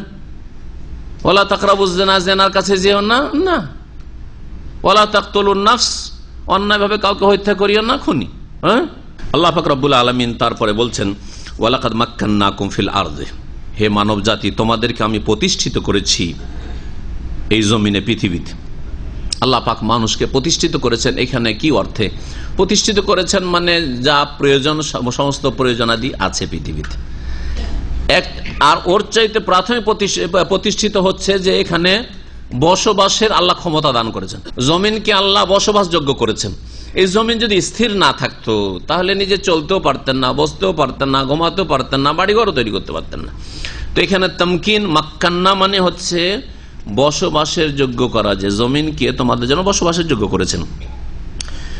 শুধু বসবাস, কিন্তু যদি প্রয়োজন মিটাবার কোনো ব্যবস্থা না থাকতো তো মরে শেষ হয়ে যেতেন। তাই আল্লাহ বলছেন ওয়াজআলনা লাকুম ফিহা মাঈশা, আর এই জমিনেই তোমাদের জন্য জীবন উপকরণ, হ্যাঁ, মাঈশাতুন বহুবচন মাঈশ, জীবন উপকরণ, অর্থাৎ হ্যাঁ তোমাদের জীবিকার ব্যবস্থা রেখেছেন, তোমাদের যতগুলি প্রয়োজন খাদ্যের প্রয়োজন, পানীয়ের প্রয়োজন, বস্ত্রের প্রয়োজন, ঘর বাড়ির প্রয়োজন, সমস্ত উপায় উপকরণ জীবনযাপনের জন্য যা লাগে তার সুব্যবস্থা আল্লাহ পাক এই জমিনেই রেখেছেন। জমিন থেকে হচ্ছে না হয় আসমান থেকে হচ্ছে, ওপর থেকে বৃষ্টি বর্ষণ হচ্ছে, না হলে হয়তো না, জমিন থেকে হচ্ছে আর আসমান থেকে হচ্ছে। আল্লাহ পাক রব্বুল আমাদের রিজিক এই জমিন আর আসমানের মাঝেই রেখেছেন। কালিলাম মা তাশকুরুন, কিন্তু তোমরা খুব অল্পই কৃতজ্ঞতা প্রকাশ করছো, অল্পই শুকরগুজার হচ্ছ। এই শুকরিয়া মানে কি? সবচেয়ে বড় শুকরিয়া হচ্ছে আল্লাহর প্রতি ঈমান নিয়ে আসা, আল্লাহর প্রতি বিশ্বাস করা। শুকরিয়া হচ্ছে আল্লাহ পাকের ফরজগুলি আদায় করা। শুকরিয়া হচ্ছে আল্লাহ এবং রাসূলের আদেশগুলি মেনে চলা। শুকরিয়া হচ্ছে হারাম নাজায়েজ কাজ থেকে, পাপের কাজ থেকে, কথা থেকে বেঁচে থাকা। তারপরে হচ্ছে সুন্নত মুস্তাহাব শুকরিয়া। খেয়ে দিয়ে শুকরিয়া আদায় করলেন, এটা কাপড় পরে আলহামদুলিল্লাহ বললেন, হ্যাঁ, এটা কোনো সুখ হয়েছে তখন সুখে আলহামদুলিল্লাহ আল্লাহ পাক দিয়েছেন, এগুলো হচ্ছে নফল শুকরিয়া, এগুলো হচ্ছে মুস্তাহাব শুকরিয়া। কিন্তু আসল শুকরিয়া হচ্ছে আল্লাহ পাকের প্রতি ঈমান এবং আল্লাহ এবং রসুলের আনুগত্য। এক কথায় যদি বলতে হয়, আল্লাহর প্রতি ঈমান এবং আল্লাহ রসুলের আনুগত্য করা, আল্লাহ এবং তার রাসূল সাল্লাল্লাহু আলাইহি সাল্লামের আদেশ নিষেধ মেনে চলা, এটাই হচ্ছে আসল শুকরিয়া। এই শুকরিয়া তোমরা খুব কমই করছো, অথচ আল্লাহ তোমাদেরকে দুনিয়ায় বসবাসের শক্তি দিয়েছেন, সুযোগ সুবিধা করে দিয়েছেন, তোমাদের রুজি রিজিকের ব্যবস্থা রেখেছেন, প্রয়োজন মিটিয়েছেন, তারপরে তোমরা খুব কম শুকরিয়া আদায় করো। ওয়ালাকাদ খালাকনাকুম, হে মানুষ, নিঃসন্দেহে তোমাদেরকে আমি আল্লাহ সৃষ্টি করেছি। সুম্মা সাওয়ারনাকুম, অতঃপর তোমাদের আমি আকৃতি নির্ধারণ করেছি, তোমাদেরকে রূপ চেহারা দান করেছি, সুন্দর রূপ চেহারা। সাওয়ারাকুম ফাআহসানা সুওয়ারাকুম, আয়াতে বলেছেন কত সুন্দর চেহারা। এত সুন্দর চেহারা মানুষ ছাড়া অন্য কোন আল্লাহ পাক মাখলুককে দেননি। কোন সৃষ্টিকে আল্লাহকে এত সুন্দর করে যত সুন্দর করেছেন মানব জাতিকে, আদম সন্তানকে। তো আল্লাহ পাক সৃষ্টি করলেন, রূপ চেহারা দিলেন, তারপরে সুম্মা কুলনা, তারপরে আল্লাহ বলছেন আমি বললাম, লিল মালাইকাতে, ফেরেশতাগণকে, উসজুদু লি আদম, তোমরা সিজদা করো আদম আলাইহিস সালামকে। তাহলে বোঝা গেল যে তারপরে সিজদা করতে বললেন। তো আদম আলাইহিস সালামকে সিজদা করতে যখন, তার আগে কি আমাদেরকে আল্লাহ সৃষ্টি করেছিলেন? তো আল্লাহ যে বহু বচন দিয়ে বলেছেন, তো আসলে কি সকল মানুষকে এখানে সম্বোধন করা হয়েছে? হ্যাঁ, নাকি সকল মানুষকে বলা হয়েছে যেহেতু তোমাদের বাবা আদমকে সৃষ্টি করেছে, আবুল বাশার, মানব জাতির পিতাকে আমি সৃষ্টি করেছি, আর তাকে আমি সৃষ্টি না করলে তোমরা আসতে না, তার মাধ্যমে তোমরা আজকে পৃথিবীতে ছড়িয়ে পড়েছ, এই জন্য যেন বহু বচন দিয়ে সম্বোধন করা হয়েছে। আসলে সম্বোধন এখানে কাকে করা হয়েছে? আদম আলাইহিস সালামকে। যে আদমকে সৃষ্টি করলাম, তারা আদমকে সুন্দর রূপ চেহারা দিলাম। আদমকে শুধু সৃষ্টি করেননি, নিজের হাতে সৃষ্টি করেছেন। কোন মাখলুককে আল্লাহ নিজ হাত দিয়ে আল্লাহ সৃষ্টি করেননি। এই বৈশিষ্ট্যটা অনেকে খেয়াল রাখে না। অন্য মাখলুককে আল্লাহ শুধু কোন হয়ে যা, হয়ে গেছে, কিন্তু আদমকে লেমা খালাক তো বিয়াদাইয়া, আমি দুই হাত দিয়ে সৃষ্টি করলাম আল্লাহ বলছেন। তা আল্লাহর কথাটা এমনি, আল্লাহ বলছেন বেয়াদাইয়া, আর বললেন এমনি সৃষ্টি করলেন, কোন দিয়ে বলবেন আপনি?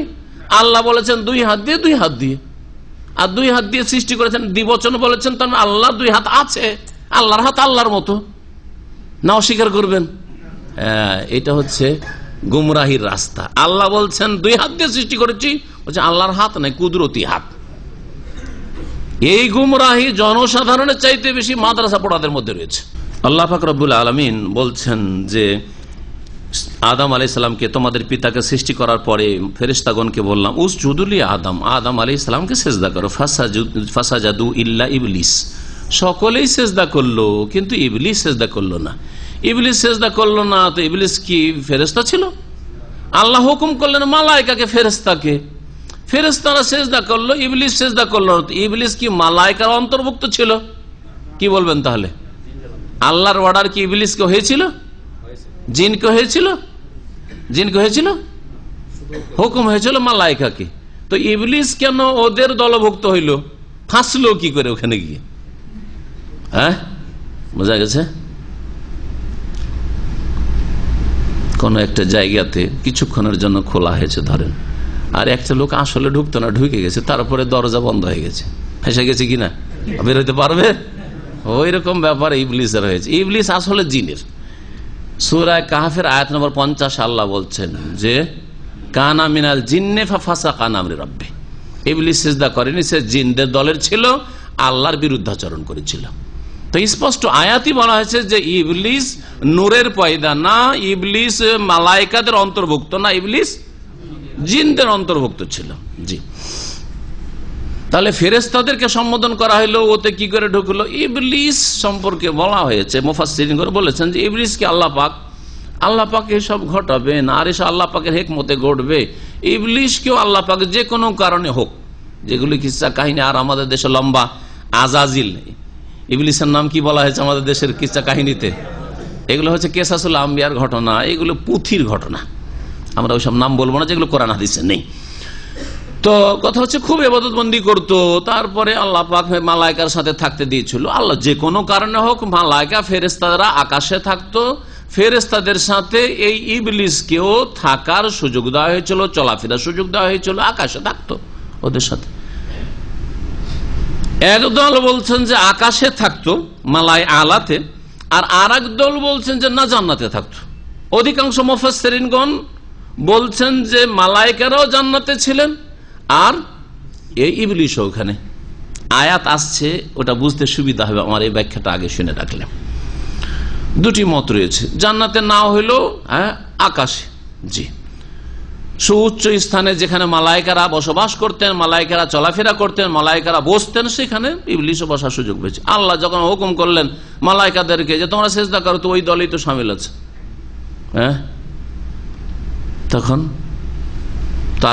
তাকেও সম্বোধন হলো যে মালায়েকা সবাই সিজদা করছে, তুমি একা আবার সিজদা করবে না কেন? তোমাকেও সিজদা করতে হবে। বোঝা গেছে?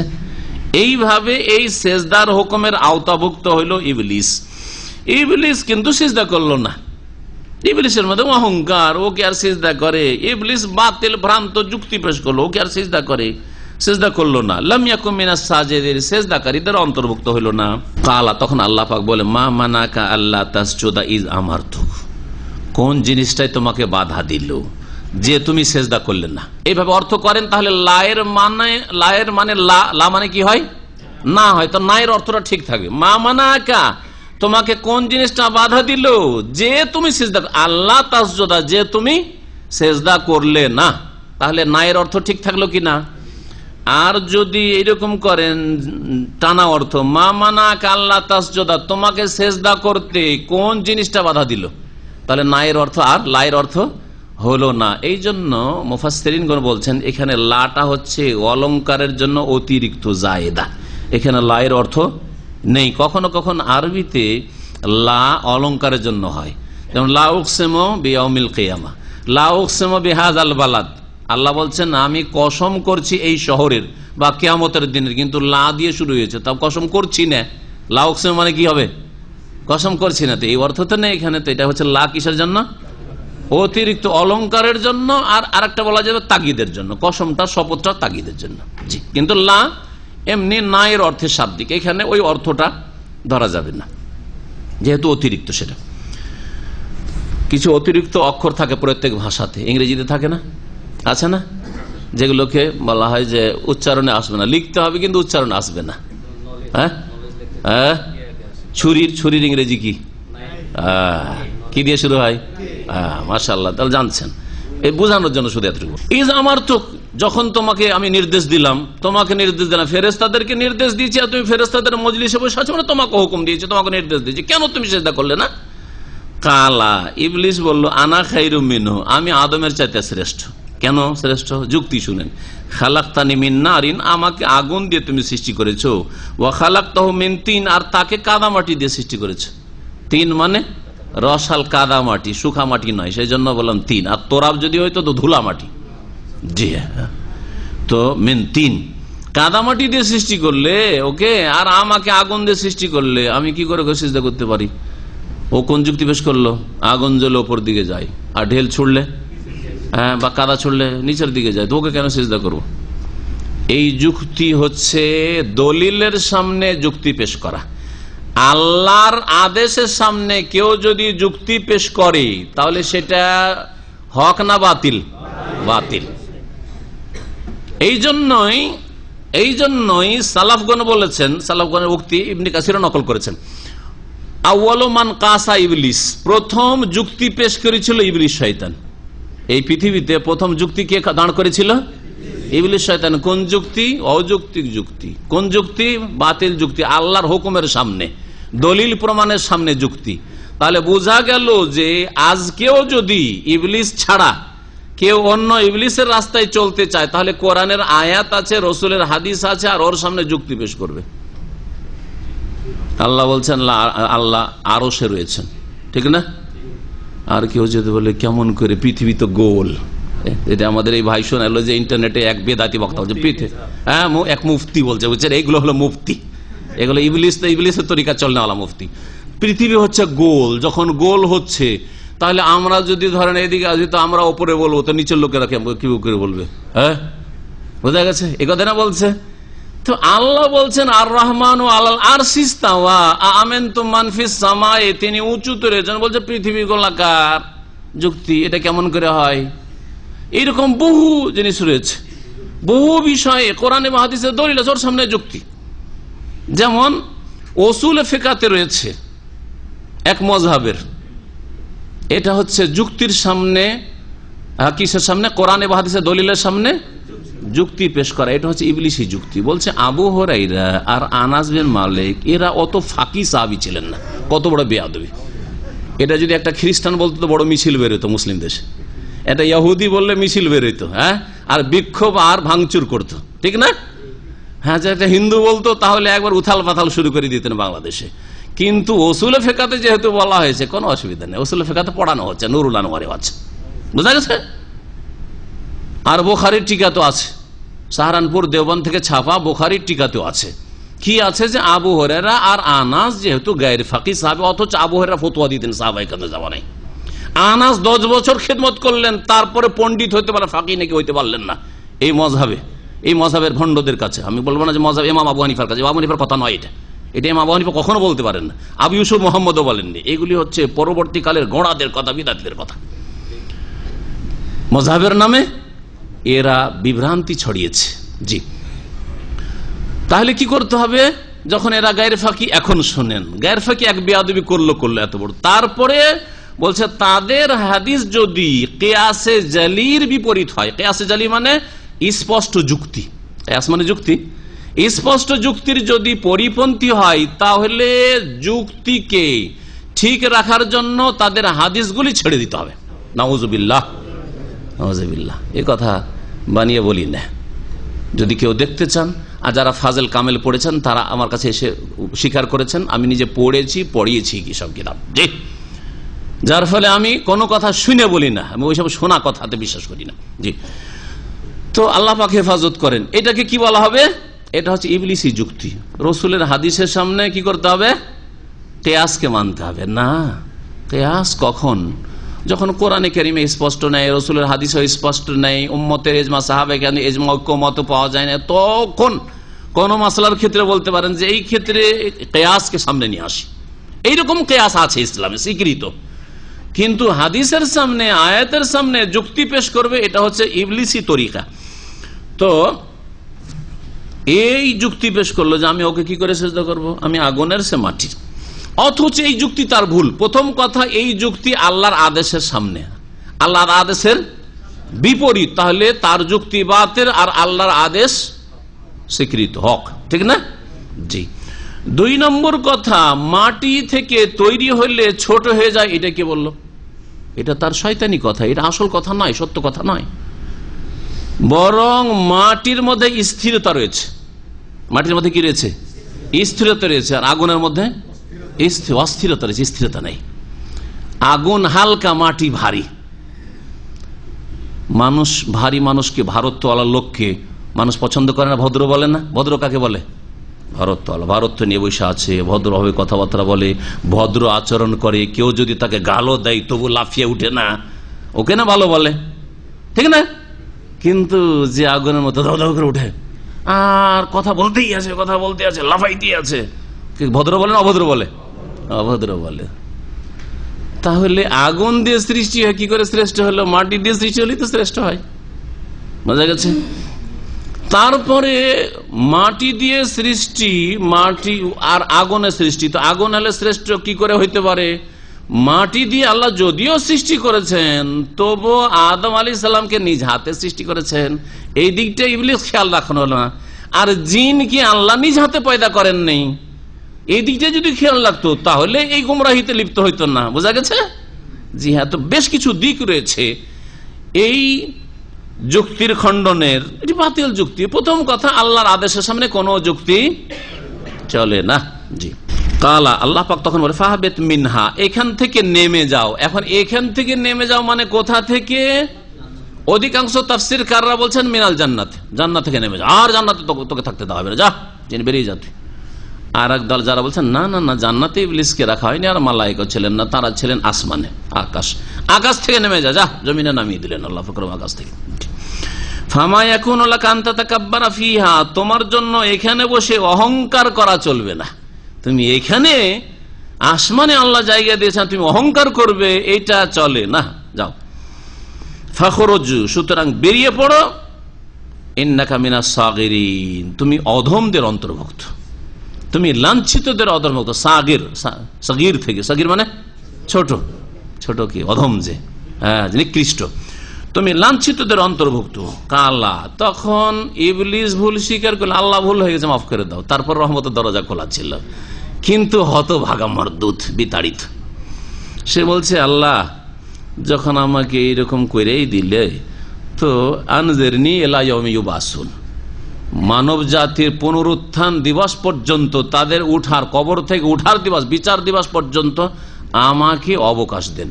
মানে আমার যেন মওত না আসে, আমি বেঁচে থাকতে পারি, আর যাদের কারণে আমি বিতাড়িত হইলাম তাদেরকে আমার সাথে জাহান্নামে নিতে পারি। দেখলেন, মানুষ কমন সেন্সে বুঝছে যে এই জায়গাটা একটা, এটা টার্ন, সুযোগ আছে, এদিকে যাব না ওইদিকে যাব। তো এইদিকে চলে আসলে হয়তো যে ফিরে আল্লাহ মাফ করে দেখ, ভুল হয়ে গেছে, আর এই ভুল করব না, আল্লাহ ভুল স্বীকার করছি, সেজদা করে নিচ্ছি, বললি কাজ হয়ে যেত না। ওইদিকে এলো না, না যখন তুমি এইরকম করলে তাহলে আমাকে সুযোগ দাও একটা। এদের কারণে, আদমের কারণে যখন আমাকে এইদিকে যেতে হলো জাহান্নামের দিকে, তাহলে আদমের সন্তান কাউকে ছাড়বো না, আদমকেও জান্নাতে বের করার চেষ্টা করবো। আর করলো, আদমকে জান্নাতে বের করলো না। হ্যাঁ দেখেন, তাহলে ইবলিস কত তার মেহনত চালিয়ে যাচ্ছে। বাতিলে যদি এত মেহনত করতে পারে, তা আপনি হকের জন্য, কোরআনের জন্য, সুন্নার জন্য, রসুলের জন্য কতটা মেহনত করছেন চিন্তা করুন তো দেখি। এখান থেকে ইবলিস থেকেও কিছু শিখার আছে। চোর দেখা শিখে না মানুষ, জ্ঞানী মানুষ চোরকে দেখা শিখে। চোরকে লোকে গণপিটনি দিচ্ছে, আপনি আর চুরি করবেন? জ্ঞানী হলে আর চুরি করবেন না। আরে বাবা রে, এই মার খেতে পারবো না, ঠিক না? পকেট মারকে কোনখানে 10-20 টাকা পকেট মারার চেষ্টা করেছে, পকেটটা মারতেও পারেনি, আর গণপিটনিতে মেরেই ফেলে দিচ্ছে। বেকুব লোকের আমাদের দেশে, জাহেল সব, হ্যাঁ মেরেই ফেলে দিচ্ছে। পুলিশকে ধরে না, মেরে ফেলে দিচ্ছে। তো এই দেখে অন্তত শিখছেন যে পকেট মারি করবো না, হয়তো মনটা চাইছিল, হয়তো, ঠিক না?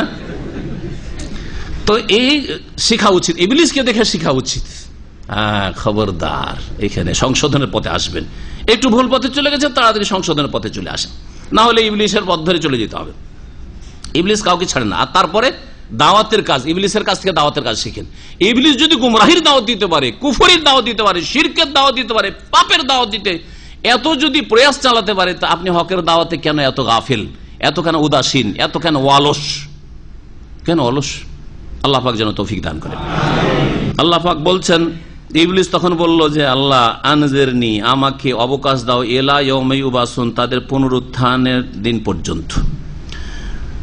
কালা ইন্নাকা মিনাল মুনজারিন, তখন আল্লাহ সাথে সাথে বললেন যে তুমি ওইসব লোকদের, ওইসবদের অন্তর্ভুক্ত যাদেরকে অবকাশ দেওয়া হয়েছে, অর্থাৎ তোমাকে অবকাশ দেওয়া হইল। কালা, তখন ইবলিস বলল ফাবেমা আগুয়াইতানি, আল্লাহ যেহেতু আমাকে তুমি পথভ্রষ্ট করেই দিয়েছো। আগুয়া, ইউগবি, এগুয়া মানে হচ্ছে পথভ্রষ্ট করে দাও, আমাকে পথভ্রষ্ট করে দাও। নিজের দোষ স্বীকার করছে না, আল্লাহর উপরে দোষ চাপাচ্ছে না। বেমা আগুয়াইতানি, আল্লাহ যেহেতু তুমি পথভ্রষ্ট, আল্লাহ পথভ্রষ্ট করলেন না, সে পথভ্রষ্ট হইল। আল্লাহ তো বলছেন আদমকে সেজদা করো, সেজদা করে আল্লাহকে রাজি করে দাও। হ্যাঁ, তোমার জন্য তওবার দরজা খোলা আছে, কিন্তু তওবার দরজায় ঢুকলো না, তো গুমরা তো সে নিজে থেকে হইল, নিজের কর্মদোষে জাহান্নামের দিকে গেল, মারদুদ শয়তান রাজিম হইল, আর আল্লাহর উপর দোষ চাপাচ্ছে। বদমাইশ লোকদের কাজই এরকম, ঠিক না? ইবলিসের চালাদের কাজ ওই রকম। নামাজ পড়েন না কেন? আল্লাহ যেদিন তৌফিক দিব পড়বো, বলছে না? ইবলিসের চালা না এরা। জি, আল্লাহ চাইলে তো আমাকে গোনাতে বাঁচিয়ে রাখতে পারে না, কেন আমার দ্বারা গোনা হয়ে যাচ্ছে তো বাঁচতে পারি না কেন? সব দোষ আল্লাহর উপর চাপায়। জি, তো শয়তানের চালা। আল্লাহ পাক রব্বুল আলামিন বলছেন যে ইবলিস বলল, ফাবে মা আগওয়াইতানি, আল্লাহ যেহেতু আমাকে পথভ্রষ্ট করেই দিলে, লাআকুদান্না লাহুম সিরাতাকাল মুস্তাকিম, তোমার সরল পথে আমি তাদের উদ্দেশ্যে ওঁত পেতে বসবো, অবশ্যই ওঁত পেতে বসে থাকবো, একবারে প্রস্তুত হয়ে থাকবো। সিরাতে মুস্তাকিমের কাছে ইসলামের রাস্তার পাশে দাঁড়িয়ে থাকবো, আর তাদেরকে টানার চেষ্টা করবো সেখান থেকে, যাকে যেমন ভাবে শয়তান পারে এই কাজে লেগে আছে। সুম্মা লাআতিয়ান্নাহুম মিন বাইনি আইদিহিম ওয়া মিন খালফিহিম ওয়া আন আইমানিহিম ওয়া আন শামাইলিহিম ওয়া লা তাজিদু আকসারাহুম শাকিরিন, অতঃপর আমি অবশ্যই তাদের সামনে দিয়ে আসব, তাদের পেছন দিয়ে আসব, তাদের ডান দিক থেকে আসব, তাদের বাম দিক থেকে আসব, ওয়া লা তাজিদু আকসারাহুম শাকিরিন, আর তাদের অধিকাংশ লোককে আপনি কৃতজ্ঞ পাবেন না। অধিকাংশ লোককে আমি কুফরিতে, শিরকে, পাপে লিপ্ত করব, সকল দিক থেকে আসব। এই জন্য নবী করিম সাল্লাল্লাহু আলাইহি ওয়াসাল্লাম একটি দোয়া শিখিয়েছেন, সকাল সন্ধ্যার জিকিরে রয়েছে, যেই দোয়ার অংশ হচ্ছে আল্লাহুম্মা হাফাজনা মিন বাইনি আইদিনা ওয়া মিন খালফিনা ওয়া আন আইমানিনা ওয়া মিন শামাইলিনা ওয়া মিন ফাওকিনা ওয়া আউযু বিকা, বা নাউযু বিকা যদি বহুবচন পড়েন হাদিসে আউযু বিকা, ওয়া আউযু বিকা আন উগতালা মিন তাহতি, আর যদি বহুবচন দিয়ে পড়ে ওয়া নাউযু বিকা আন নুগতালা মিন তাহতিনা। নবী করিম সাল্লাল্লাহু আলাইহি ওয়াসাল্লাম এই দোয়া শিখেছেন, আল্লাহ আমাদের হেফাজত করো সামনের দিক থেকে, পেছন দিক থেকে, ডান দিক থেকে, বাম দিক থেকে, ওপর দিক থেকে আর নিচের দিক থেকে, যাতে করে আমাদেরকে ধ্বংস না করে দেওয়া হয়। আমরা এই দোয়াটা পড়ি, যারা পড়ি আর অর্থ বুঝেও পড়ি, তারা মনে করি যে আল্লাহ সামনের দিক থেকে যেন কোনো বিপদ না আসে, এই দিক থেকে কোন বিপদ মানে জানের বিপদ, আল্লাহ সামনের দিক থেকে যেন অ্যাক্সিডেন্ট না হয় আমার গাড়িতে, পিছন দিক থেকে যেন অ্যাক্সিডেন্ট না হয়, ডান দিক বাম দিক থেকে যেন অ্যাক্সিডেন্ট না হয়, এতটুকু চিন্তাধারা আমাদের সংকীর্ণ চিন্তাধারা। কিন্তু জিন শয়তান যে ওর চাইতে বড় দুশ্মন, ওর চাইতে বড় বিপদ, এটা কিন্তু কখনো মগজে থাকে না, অথচ সকাল সন্ধ্যার জিকির আজকার করছেন, অনেক সময় তরজমা বুঝাও করছেন। তাহলে আজকে ওইটা আপনি এতে ইনক্লুড করেন, শামিল করেন। আল্লাহ সামনের দিক থেকে জিন শয়তান থেকে হেফাজত করো, পেছন দিক থেকে ইবলিস শয়তান থেকে হেফাজত করো, ডান দিক থেকে ইবলিস শয়তান থেকে হেফাজত করো, আর বাম দিক থেকে ইবলিস শয়তান থেকে হেফাজত করো। আর এই শয়তানের কারণে শয়তানি জিন স্পর্শ করা হয়, শয়তানের কারণে সেহের জাদু হয়, হয় না? শয়তানের কারণে ক্ষয়ক্ষতি, পারিবারিক আর্থিক ক্ষয়ক্ষতি হয়, সামাজিক ক্ষয়ক্ষতি হয়, বিভিন্ন রকমের ক্ষয়ক্ষতি হয়, সমস্ত রকমের অনিষ্ট থেকে। তাহলে দোয়াতে কি রয়েছে? ব্যাপকতা রয়েছে, ব্যাপকতা রয়েছে। সীমিত অর্থে আপনি দোয়া করছেন, দোয়াতে ব্যাপকতা রয়েছে, কিন্তু আপনার নিয়তে কিন্তু ব্যাপকতা নেই। কথা বুঝছেন আমার না বুঝছেন না? দোয়ার অর্থে ব্যাপকতা আছে, কিন্তু আপনার মগজ অতদূর পর্যন্ত যায় না, যার ফলে আল্লাহ বালা মুসিবত থেকে বাঁচিয়ে রাখো, সামনে পিছনে এদিক ওদিক থেকে যেন বালা মুসিবত না আসে, ঠিক না? কিন্তু সবচেয়ে বড় বালা মুসিবত যে ইমান কেড়ে নেওয়ার বালা মুসিবত, আল্লাহ যেন শয়তান আমার ইমান না কাটতে পারে, আমাকে বেদিন না বানিয়ে দিতে পারে, পাপে না লিপ্ত করতে পারে। শয়তান এই কথা কেন বললো না যে তাদের আমি নিচের দিক থেকে আসবো? নিচের দিকে বলার পরে জানা হয়নি। জি, এই দিক বললেই যথেষ্ট। আর নিচের দিক থেকে এসে সে ছোট হইতে চাই না, এটা একটা কথা আছে। নিচের দিক থেকে আসলে ছোট হয়ে যাবে না মানুষের কাছে, অহংকারিত। ইবলিস তো অহংকার করার কারণে এই দশা হয়েছে তার, তো নিচে থেকে আসতে চাইনি। ওয়ালা তাজিদু আকসারাহুম শাকিরিন, অধিকাংশ লোককে শুকরগুজার পাবে না, কুফরিতে লিপ্ত করো, পাপে লিপ্ত করো। শয়তান লেগে আছে, যাকে যেমন ভাবে গুমরা করতে পারে। জানেন, আলেম সমাজ সহি আকীদার যদি হয়, ওদেরকে নামাজও ছাড়াতে পারছে না, কারণ নামাজ জানছে যে বেনামাজি হইলে কাফের হয়ে যাব, সহি আকীদার আলেম। হ্যাঁ, আর শিরিক বেদাতে যাবে না, কবর মাজার পূজায় যাবে না। তখন কি করে? দুনিয়ার লোভ পয়দা করে দেয়, না হয় ঝগড়া লাগিয়ে দেয় কারোর সাথে, এর ভিতরে হিংসা পয়দা করে দেয়, আপোষে কলহ, বিবাদ আর হিংসা আর অনৈক্য আর ফাটল আর অন্তর্দ্বন্দ্বের শেষ নেই। যা কি যেমন হয় শয়তান পারে। বলি ফিল্ম যাকে দেখাতে পারবেন না, যেটা কাজ করাতে পারবে ওটা দিয়ে ওকে গুমরা করবে। আর যাকে শিরিক করাতে পারছে, যাকে কুফরি করাতে পারছে, তাকে তো আর অসুবিধা নেই, তাকে অন্যগুলোর জন্য চেষ্টা করার দরকার নেই, ঠিক না? তো এবার যাকে যেইভাবে জাহান্নামে নিয়ে যেতে পারে লেগে আছে। এই জন্য বলে সামনের দিক থেকে, পিছন দিক থেকে, ডান দিক থেকে, বাম দিক থেকে, বিভিন্ন পাপের মাধ্যমে আমি তাদেরকে পাপে লিপ্ত করে জাহান্নামে নিয়ে যেতে চাই। আল্লাহ পাক ছাড় দিয়ে দিলেন ওকে। কালা খুরুজ মিনহা, আল্লাহ পাক বললেন যে যাও এখান থেকে বেরিয়ে যাও। ও খুরুজ মিনহা, আবার বলছেন আল্লাহ পাক, মাজউমান মাদহুরা, নিন্দিত হয়ে আর ধিকৃত হয়ে। লামান তাবিআকা মিনহুম, অবশ্যই যারা তাদের মধ্য থেকে মানে আদম সন্তানদের মধ্য থেকে তোমার অনুসরণ করবে, লামলা আন্না জাহান্নাম মিনকুম আজমাইন, তোমাদের সকলকে দিয়ে অবশ্যই অবশ্যই জাহান্নামকে পরিপূর্ণ করব, ভর্তি করব। আল্লাহ পাক বললেন তাহলে জাহান্নামে যাবে কারা? জিন শয়তান আর মানুষ শয়তান। ওয়া আদম, তারপরে আদম আলাইহিস সালামকে আল্লাহ পাক রব্বুল বললেন, হে আদম উসকুন আনতা ওয়া যাওজুকাল জান্নাত, তুমি আর তোমার স্ত্রী জান্নাতে বসবাস করো। ফাকুলা মিন হাইসু শি'তুম, যেখান থেকে ইচ্ছা তোমরা ভক্ষণ করতে থাকো। ওয়ালা তাকরাবা হাযিহিশ শাজারা, তবে এই গাছটির কাছে যেও না। আল্লাহ পরীক্ষা ফেলে দিলেন আদম আলাইহিস সালামকে, এই গাছের কাছে যেও না। যদি আল্লাহ ওই গাছকে শনাক্ত না করতেন তাহলে হয়তো গাছের ভুরুক্ষেপই করতেন না। বুঝা গেছে? যদি আপনাদেরকে না বলি দেখেন এই রুমেই থাকেন, আপনারা ওইদিকে যাবেন না, তাহলে ওই দিকের কথা কল্পনাতে আসতো না। যখন বলা হয়েছে ওইদিকে যাবেন না, আরে ওইদিকে তাহলে একটা রুম আছে, একটু ক্লান্তি লাগছে, ঝিমাচ্ছি, যাই একটু শুয়ে আসি, ঠিক না? হ্যাঁ, ওই রকম হয়েছে আদমের অবস্থা। আপনারা তো আদমই সন্তান না? তো আল্লাহ পাক রব্বুল আলামিন বললেন যে দেখো ওই গাছের কাছে তোমরা যেও না, ফাতাকুনা মিনাজ জালিমিন, না হইলে তোমরা জালেমদের, অন্যায়কারীদের অন্তর্ভুক্ত হয়ে যাবে। ফাওয়াসওয়াসা লাহুমুশ শাইতান, শয়তান ওই দুইজনকে কুমন্ত্রণা দিতে শুরু করলো, ভুল পরামর্শ দেওয়া শুরু করলো। লিইউবদিয়া লাহুমা মা উরিয়া আনহুম মিন সাওআতিহিমা, শয়তান সামনে এসে দিল না ভিতর থেকে দিল? সামনে শয়তান নিজের রূপে এসে দিল না ভিতর থেকে কুমন্ত্রণা? অন্য মানুষ আমাদেরকে শয়তান কুমন্ত্রণ দেয় না, দেয় না? সামনে এসে দিয়েছে কোনোদিন? কেউ বলতে পারবেন যে শয়তান আমার সামনে আসলো, আসার পরে বললো যে তুই কি করছিস, এখন তোর কাছে ইন্টারনেট আছে, ইন্টারনেট এত স্ট্রং, তুই জীবনে ব্লু ফিল্ম দেখিস নাই? সামনে এসে বলেছে জিন শয়তান? কিন্তু ভিতরে ওয়াসওয়াসা দিচ্ছে যে সবাই দেখছে, সকাল সন্ধ্যা দেখছে, তুই জীবনে একবার তুই দেখ, শুনেই থাকলি শুধু ব্লু ফিল্ম, অন্তরে আসে না? আসে না? তোর মাত্র 1000 টাকা বেতন, এতে কি হবে, তো চল কিছু সিডি মিডি বিক্রি কর, এইসব ব্লু ফিল্ম বিক্রি কর। এই কথাটা সামনে এসে বলেছে? হ্যাঁ, সামনে এসে বলেননি। কেউ 1 ওয়াক্ত নামাজ পড়ে না, শুধু জুমা পড়ে, তুই তো 4 ওয়াক্ত পড়ছিস, ফজরটা একটু শুয়ে থাক, আজকাল রাত ছোট, এই কথাটা সামনে এসে জিন শয়তান বলেছে? ভিতরে ভিতরে বলছে, তাই না? আপনার মনে গাইছে কথাটি যে কত আর নামাজ পড়বো, থাক, একটা ওয়াক্ত থাক।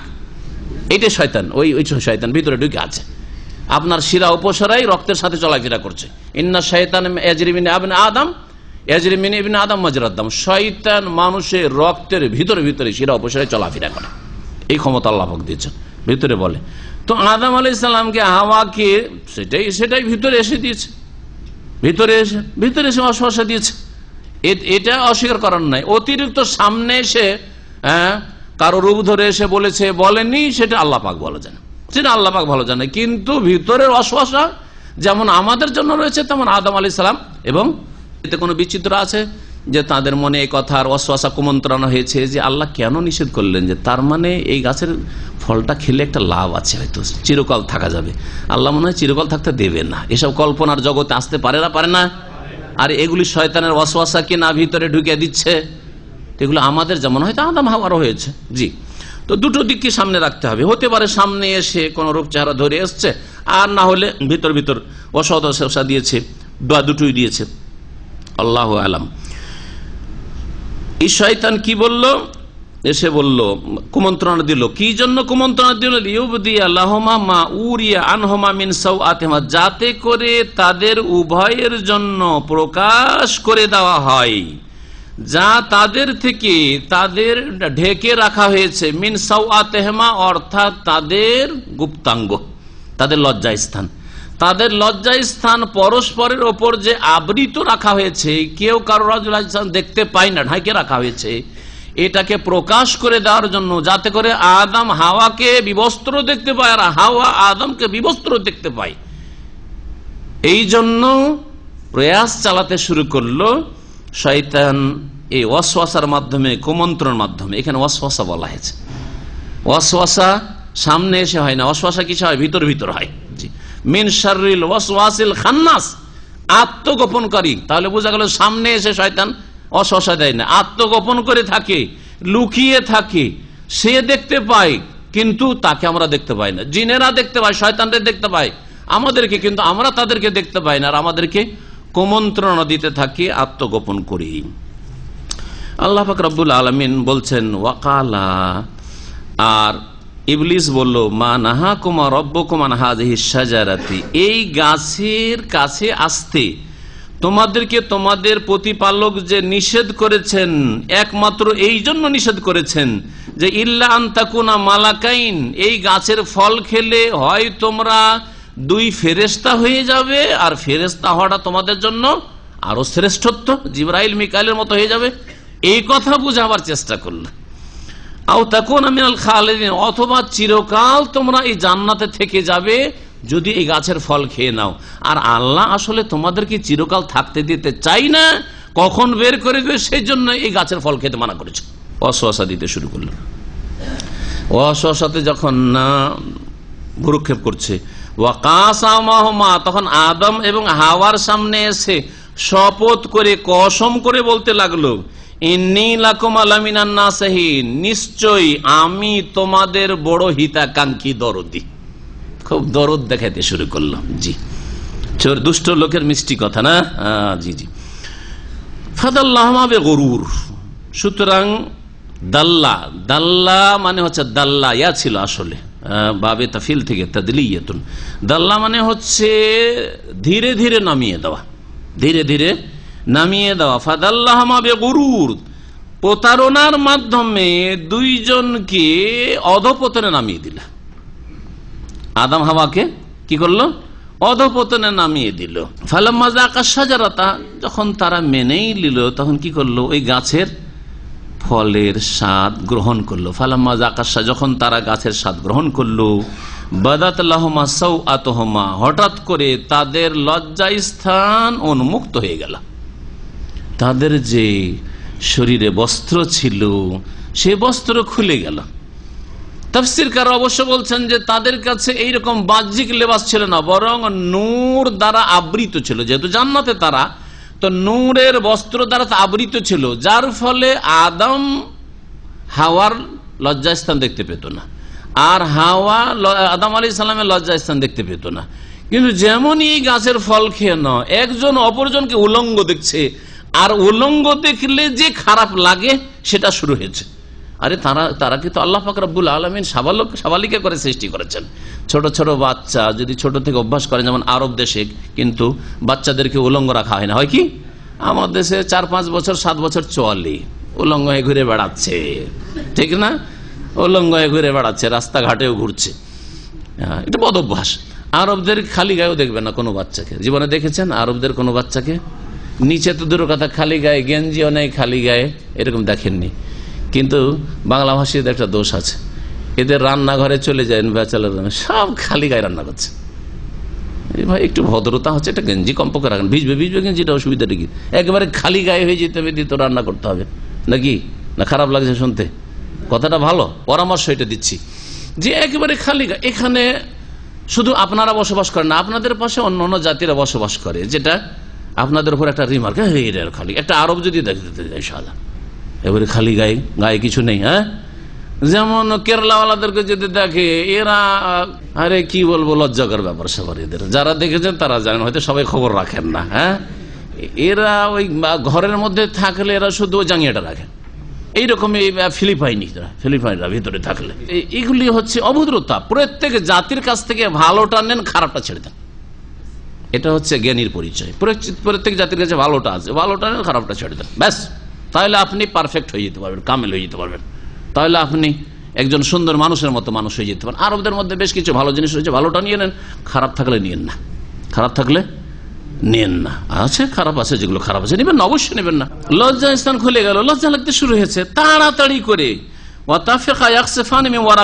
জান্নাতের পাতা দিয়ে তারা লজ্জা স্থান আবৃত করা শুরু করলো। পাতা জড়িয়ে জড়িয়ে, খাসাফা একসেফো, হ্যাঁ, জুতা জোড়া তালি দেওয়াকে বলা হয়। পাতা জড়িয়ে লজ্জা স্থান আবৃত করা শুরু করলো। আর লজ্জা স্থান ঢাকার জন্য কিছু নেই, কি করে? গাছের পাতা তাড়াতাড়ি করে ছিঁড়ে ছিঁড়ে লজ্জা স্থান ঢাকা শুরু করেছে।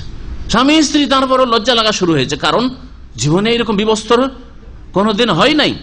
ওয়ানাদাহুমা রাব্বুহুমা, তখন দুইজনকে আল্লাহ পাক রব্বুল আলামিন ডাক দিলেন আর বললেন, আলাম আনহাকুম আন তিলকুমা শাজারাতে, তোমাদের এই দুইজনকে এই গাছের কাছে যেতে বারণ করিনে? নিষেধ করিনি। ওয়াকুল লাকুম, আর এই কথাও তোমাদেরকে বলে দিই নাই, ইন্না শাইতান লাকুম আদুউম মুবিন, যে শয়তান তোমাদের প্রকাশ্য দুশমন। এই কথাও তো বলে দিয়েছি। কেন দুশমনের কুমন্ত্রণ নিলে, কেন দুশমনের কুচক্রে গেলে, কেন ফাঁসলে ওর কথাই জানো না? আল্লাহ পাক রব্বুল আলামিন তারপরে আদম আলাইহিস সালামকে আর তার বিবিকে জান্নাত থেকে বের করে দিলেন। জান্নাত থেকে বেরিয়ে যেতে হলো। দোয়া করতে লাগলেন আল্লাহ পাক রব্বুল। কোন দোয়া করেছিলেন? ওসিলার দোয়া, নবী মুহাম্মদ সাল্লাল্লাহু আলাইহি ওয়াসাল্লামের ওসিলা। ওই আরশে লেখা আছে লা ইলাহা ইল্লাল্লাহ মুহাম্মাদুর রাসূলুল্লাহ, দেখে তার মুহাম্মদ রাসূলুল্লাহ ওসিলাই জাল কথা, এটা মিথ্যা কথা, মিথ্যা কথা। মুস্তাদরাক হাকিমে যে হাদিসটি রয়েছে এটি মওযু, জাল। মুহাদ্দিসিন কিরামরা সকলে একমত এই সম্পর্কে। কোরআন বিরোধী, জাল, সনদে মিথ্যাবাদী রয়েছে। 2 নম্বর কথা কোরআন বিরোধী। কোরআনের আয়াত নম্বর দেখেন, আয়াত নম্বর কত? 23। কালা, স্বামী স্ত্রী দুইজনেই বলতে শুরু করলেন এই দোয়া, রব্বানা যালামনা আনফুসানা, হে আমাদের প্রতিপালক, আমরা নিজেদের উপর অত্যাচার করেছি, ওয়াইল্লাম তাগফির লানা, আমাদেরকে যদি তুমি ক্ষমা না করো, ওয়া তারহামনা, আর আমাদের প্রতি দয়া না করো, লানাকুনান্না মিনাল খাসিরিন, অবশ্যই আমরা ক্ষতিগ্রস্তদের দলে শামিল হয়ে যাব। কালা, তখন আল্লাহ পাক বলেন ইহবিতু বা'দুকুম লিবা'দিন আদু, তোমরা নেমে যাও, যাও এখান থেকে। এখন আকাশ থেকে নেমে যেতে হবে আর জান্নাত থেকে নেমে যেতে হবে। বা'দুকুম লিবা'দিন আদু, তোমরা পরস্পরের শত্রু, তোমরা এখন একে অপরের শত্রু। কে কার শত্রু? হ্যাঁ, শয়তান, জিন আর মানুষ। হ্যাঁ, জিন আর মানুষ। হে মানুষ, হে আদম, তুমি এই ইবলিসের শত্রু আর ইবলিস তোমার শত্রু। এইরকম শত্রুতা তোমাদের কিয়ামত পর্যন্ত চলতে থাকবে আর তোমাদেরকে জাহান্নামে নিয়ে যাওয়ার চেষ্টা করতেই থাকবে। তোমরা পরস্পরের শত্রু।